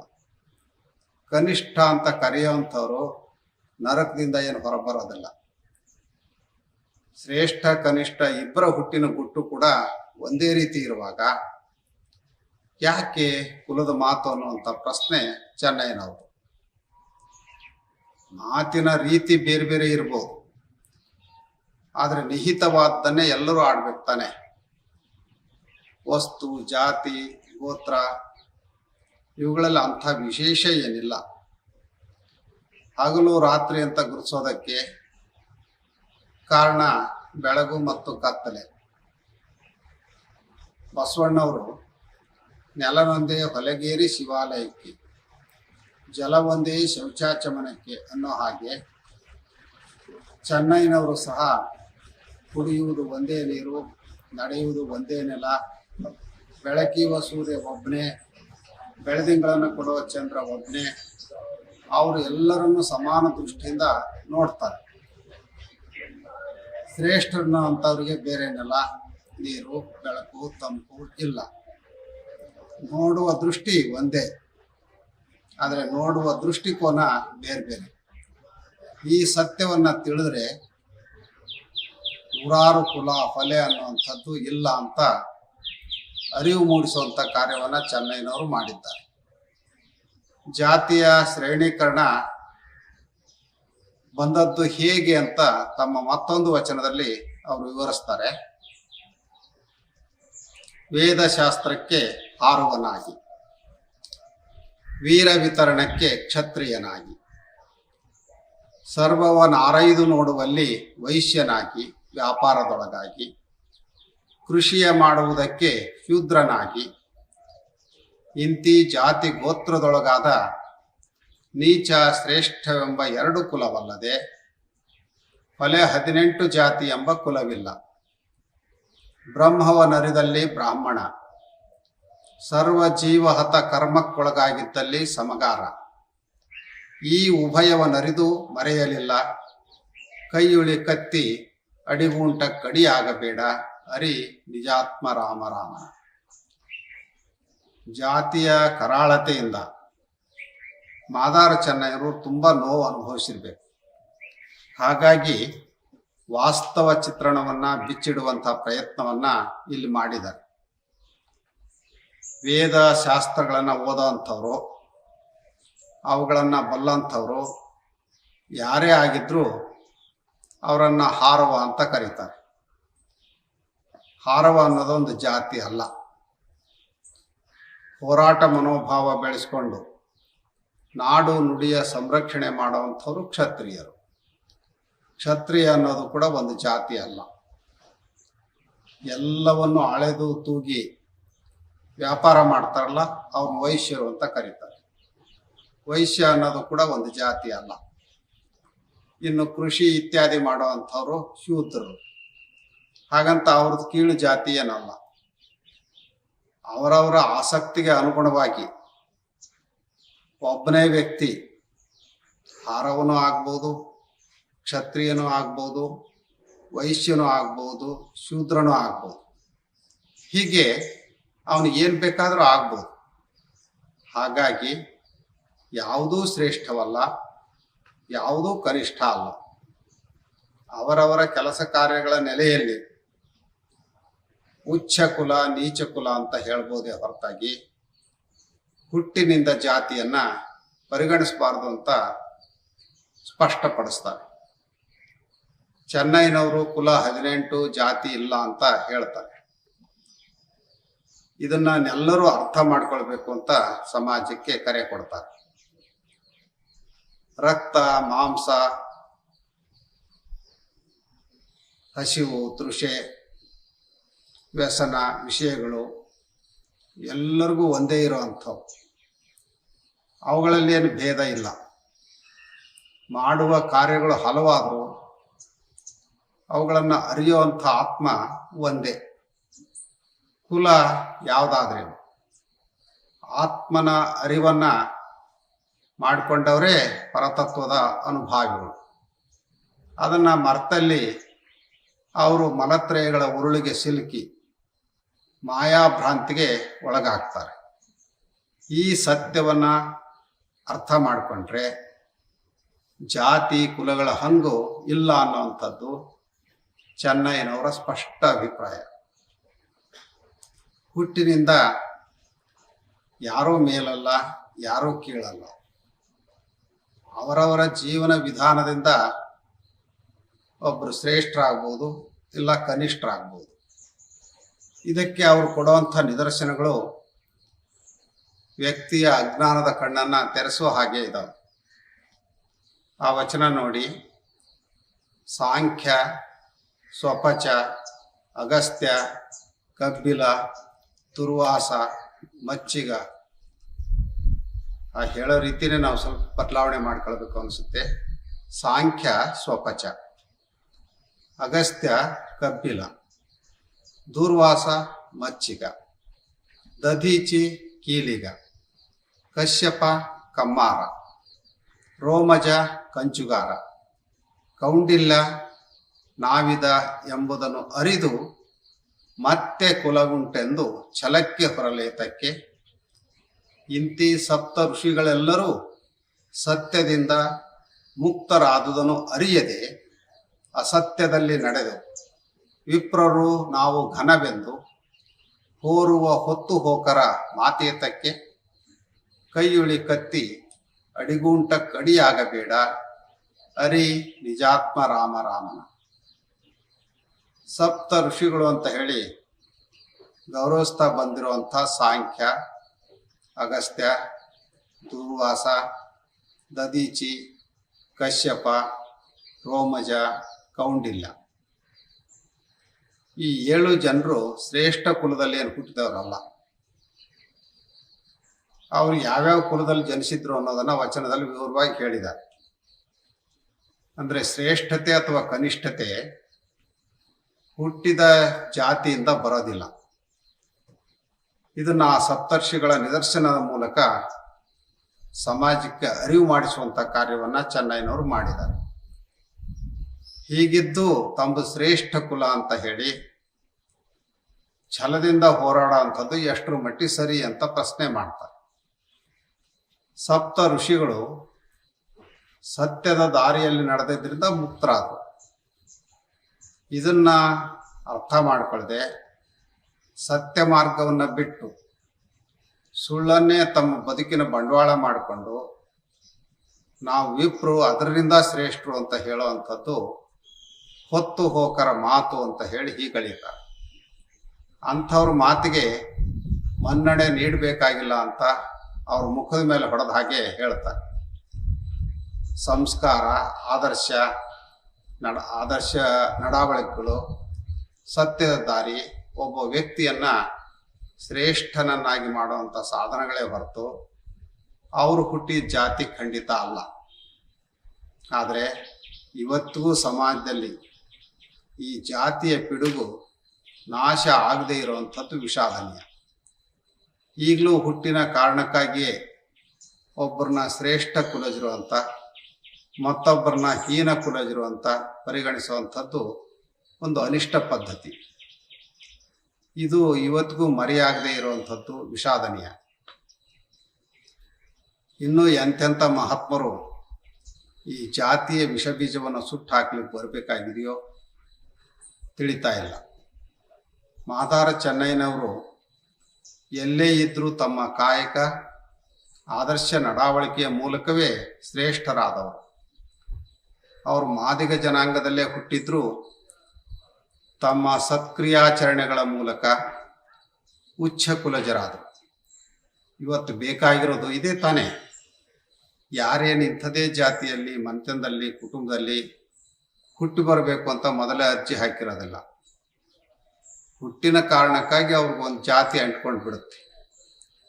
ಆದರೆ ಆ ವ್ಯಕ್ತಿ ತನ್ನ ಆದರ್ಶ ಬದುಕಿನ ಮೂಲಕವೇ ಆ ಜಾತಿಯನ್ನು ಮೀರಿ ಜಾತ್ಯತೀತರಾಗಿ ಬದುಕಲಿಕ್ಕೆ ಸಾಧ್ಯ ಇದೆ.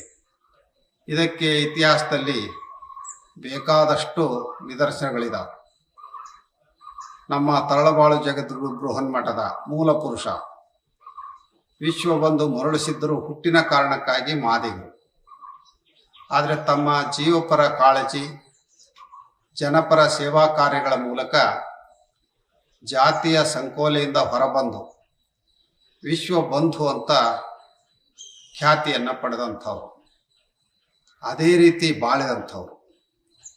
ಚೆನ್ನೈನವರು ಸಹ ತಮ್ಮ ಆದರ್ಶ ನಡಾವಳಿಕೆಯ ಮೂಲಕ ಅನೇಕ ಶರಣರ ಗೌರವಕ್ಕೆ ಪಾತ್ರರಾದಂಥವ್ರು. ಬಸವಣ್ಣವರಂತೂ ಚೆನ್ನೈನವರನ್ನ ಅಪ್ಪ, ಚಿಕ್ಕಯ್ಯ, ತಂದೆ ಅಂತ ಹೇಳಿ ಮತ್ತೆ ಮತ್ತೆ ನೆನಪಿಸ್ಕೊಳ್ತಾರೆ. ನಮ್ಮ ಪೂಜ್ಯ ಶ್ರೀ ತರಳಬಾಳು ಜಗದ್ಗುರುಳವರಿಗೆ ಮಾದಾರ ಚೆನ್ನಯ್ಯ ವಿಶ್ವಬಂಧು ಮರಳಿಸಿದ್ರಷ್ಟೇ ಗೌರವಕ್ಕೆ ಅರ್ಹರಾದಂಥವ್ರು. ಅದು ಕಾರಣವಾಗಿಯೇ ಅವರು ನಮಗೆ ಸನ್ಯಾಸಿ ದೀಕ್ಷೆಯನ್ನು ಕರುಣಿಸಿದ್ದು ಮಾದಾರ ಚೆನ್ನಯ್ಯನವರ ಜಯಂತಿಯ ದಿನದಂದೇ.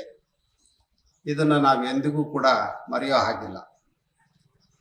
ಸ್ಥೂಲ, ಸೂಕ್ಷ್ಮ, ಕಾರಣವೆಂಬ ಮೂರು ಕಂಬವ ನೆಟ್ಟು ಆಗು ಚೇಗೆ ಎಂಬ ದಡಿಗೋಲಿನಲ್ಲಿ ಅಗಡದ ಎಮ್ಮೆಯ ಚರ್ಮವ ತೆಗೆದು ಉಭಯ ನಾಮವೆಂಬ ನಾರಿನಲ್ಲಿ ತಿತ್ತಿಯ ನೊಪ್ಪವ ಮಾಡಿ ಭಾವವೆಂಬ ತಿಗುಡಿನಲ್ಲಿ ಸರ್ವಸಾರವೆಂಬ ಖಾರದ ನೀರ ಹೊಯ್ದು ಅಟ್ಟೆಯ ದುರ್ಗುಣ ಕೆಟ್ಟು ಮೆಟ್ಟಡಿಯವರಿಗೆ ಮುಟ್ಟಿಸ ಬಂದೆ.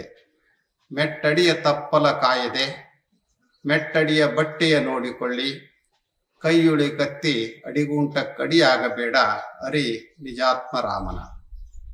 ಈ ವಚನದಲ್ಲಿ ತಮ್ಮ ಕಾಯಕದ ಪರಿಭಾಷೆಗಳನ್ನೇ ಬಳಸಿ ತಾವು ಈ ಕಾಯಕ ಮಾಡೋದ್ರಿಂದ ತಮಗೇನು ಕೀಳು ಭಾವನೆ ಇಲ್ಲ ಅನ್ನೋದನ್ನು ಸಾಬೀತು ಮಾಡಿದ್ದಾರೆ.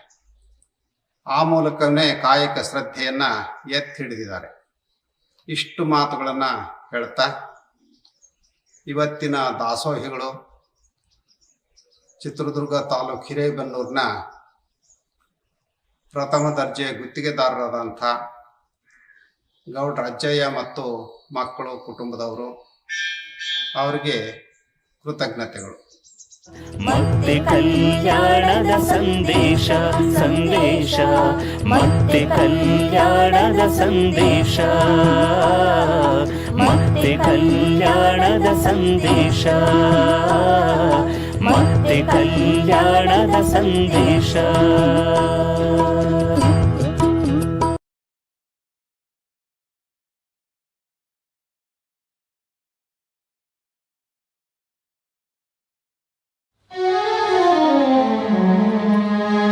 जय कल्याणति जय कल्याणति जय कल्याणति जय वे जय कल्याणति जय कल्याणति जय कल्याणति जय वे जय हारी जनरल पूरे शरणರ ಹಾಡಿ ಹಾಡಿ ಶರಣರ ಹಾಡಿ ಹಾಡಿ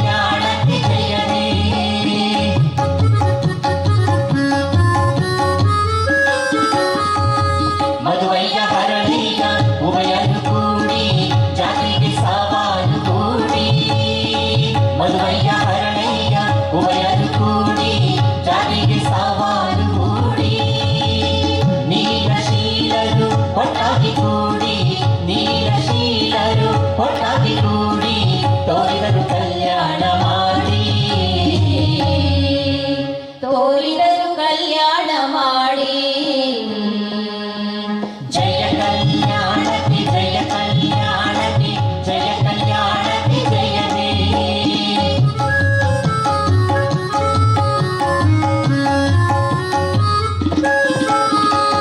ಜಗತ್ತಾಯ್ತು ಕಲ್ಯಾಣ ನಮಗಾಯ್ತು ಕಲ್ಯಾಣ ಕನ್ನಡದ ಕಲ್ಯಾಣವಾಯಿತು ಜಗತ್ತಾಯ್ತು ಕಲ್ಯಾಣ ನಮಗಾಯ್ತು ಕಲ್ಯಾಣ ಕನ್ನಡದ ಕಲ್ಯಾಣವಾಯಿತು ಸಕಲರ ಕಲ್ಯಾಣ ತೋರುವ ಈ ಊರು ಸಕಲರ ಕಲ್ಯಾಣ ತೋರುವ ಈ ಊರು ಕಲ್ಯಾಣ ಪಟ್ಟಣವಾಯಿತು ಕಲ್ಯಾಣ ಪಟ್ಟಣವಾಯಿತು ಜಯ ಕಲ್ಯಾಣಕ್ಕೆ ಜಯ ಕಲ್ಯಾಣಕ್ಕೆ ಜಯ ಕಲ್ಯಾಣಕ್ಕೆ ಜಯವೇ ಜಯ ಕಲ್ಯಾಣಕ್ಕೆ ಜಯ ಕಲ್ಯಾಣಕ್ಕೆ ಜಯ ಕಲ್ಯಾಣಕ್ಕೆ ಜಯವೇ ಜಯ ಗೀತೆ ಹಾಡಿ ಜನರೆಲ್ಲ ಕೂಡಿ ಶರಣರ ಹಾಡಿ ಹಾಡಿ ಶರಣರ ಹಾಡಿ ಪಾಡಿ ಶರಣರ ಹಾಡಿ ಪಾಡಿ ಮತ್ತೆ ಕಲ್ಯಾಣದ ಸಂದೇಶ ಸಂದೇಶ ಮತ್ತೆ ಕಲ್ಯಾಣದ ಸಂದೇಶ ಮತ್ತೆ ಕಲ್ಯಾಣದ ಸಂದೇಶ ಮತ್ತೆ ಕಲ್ಯಾಣದ ಸಂದೇಶ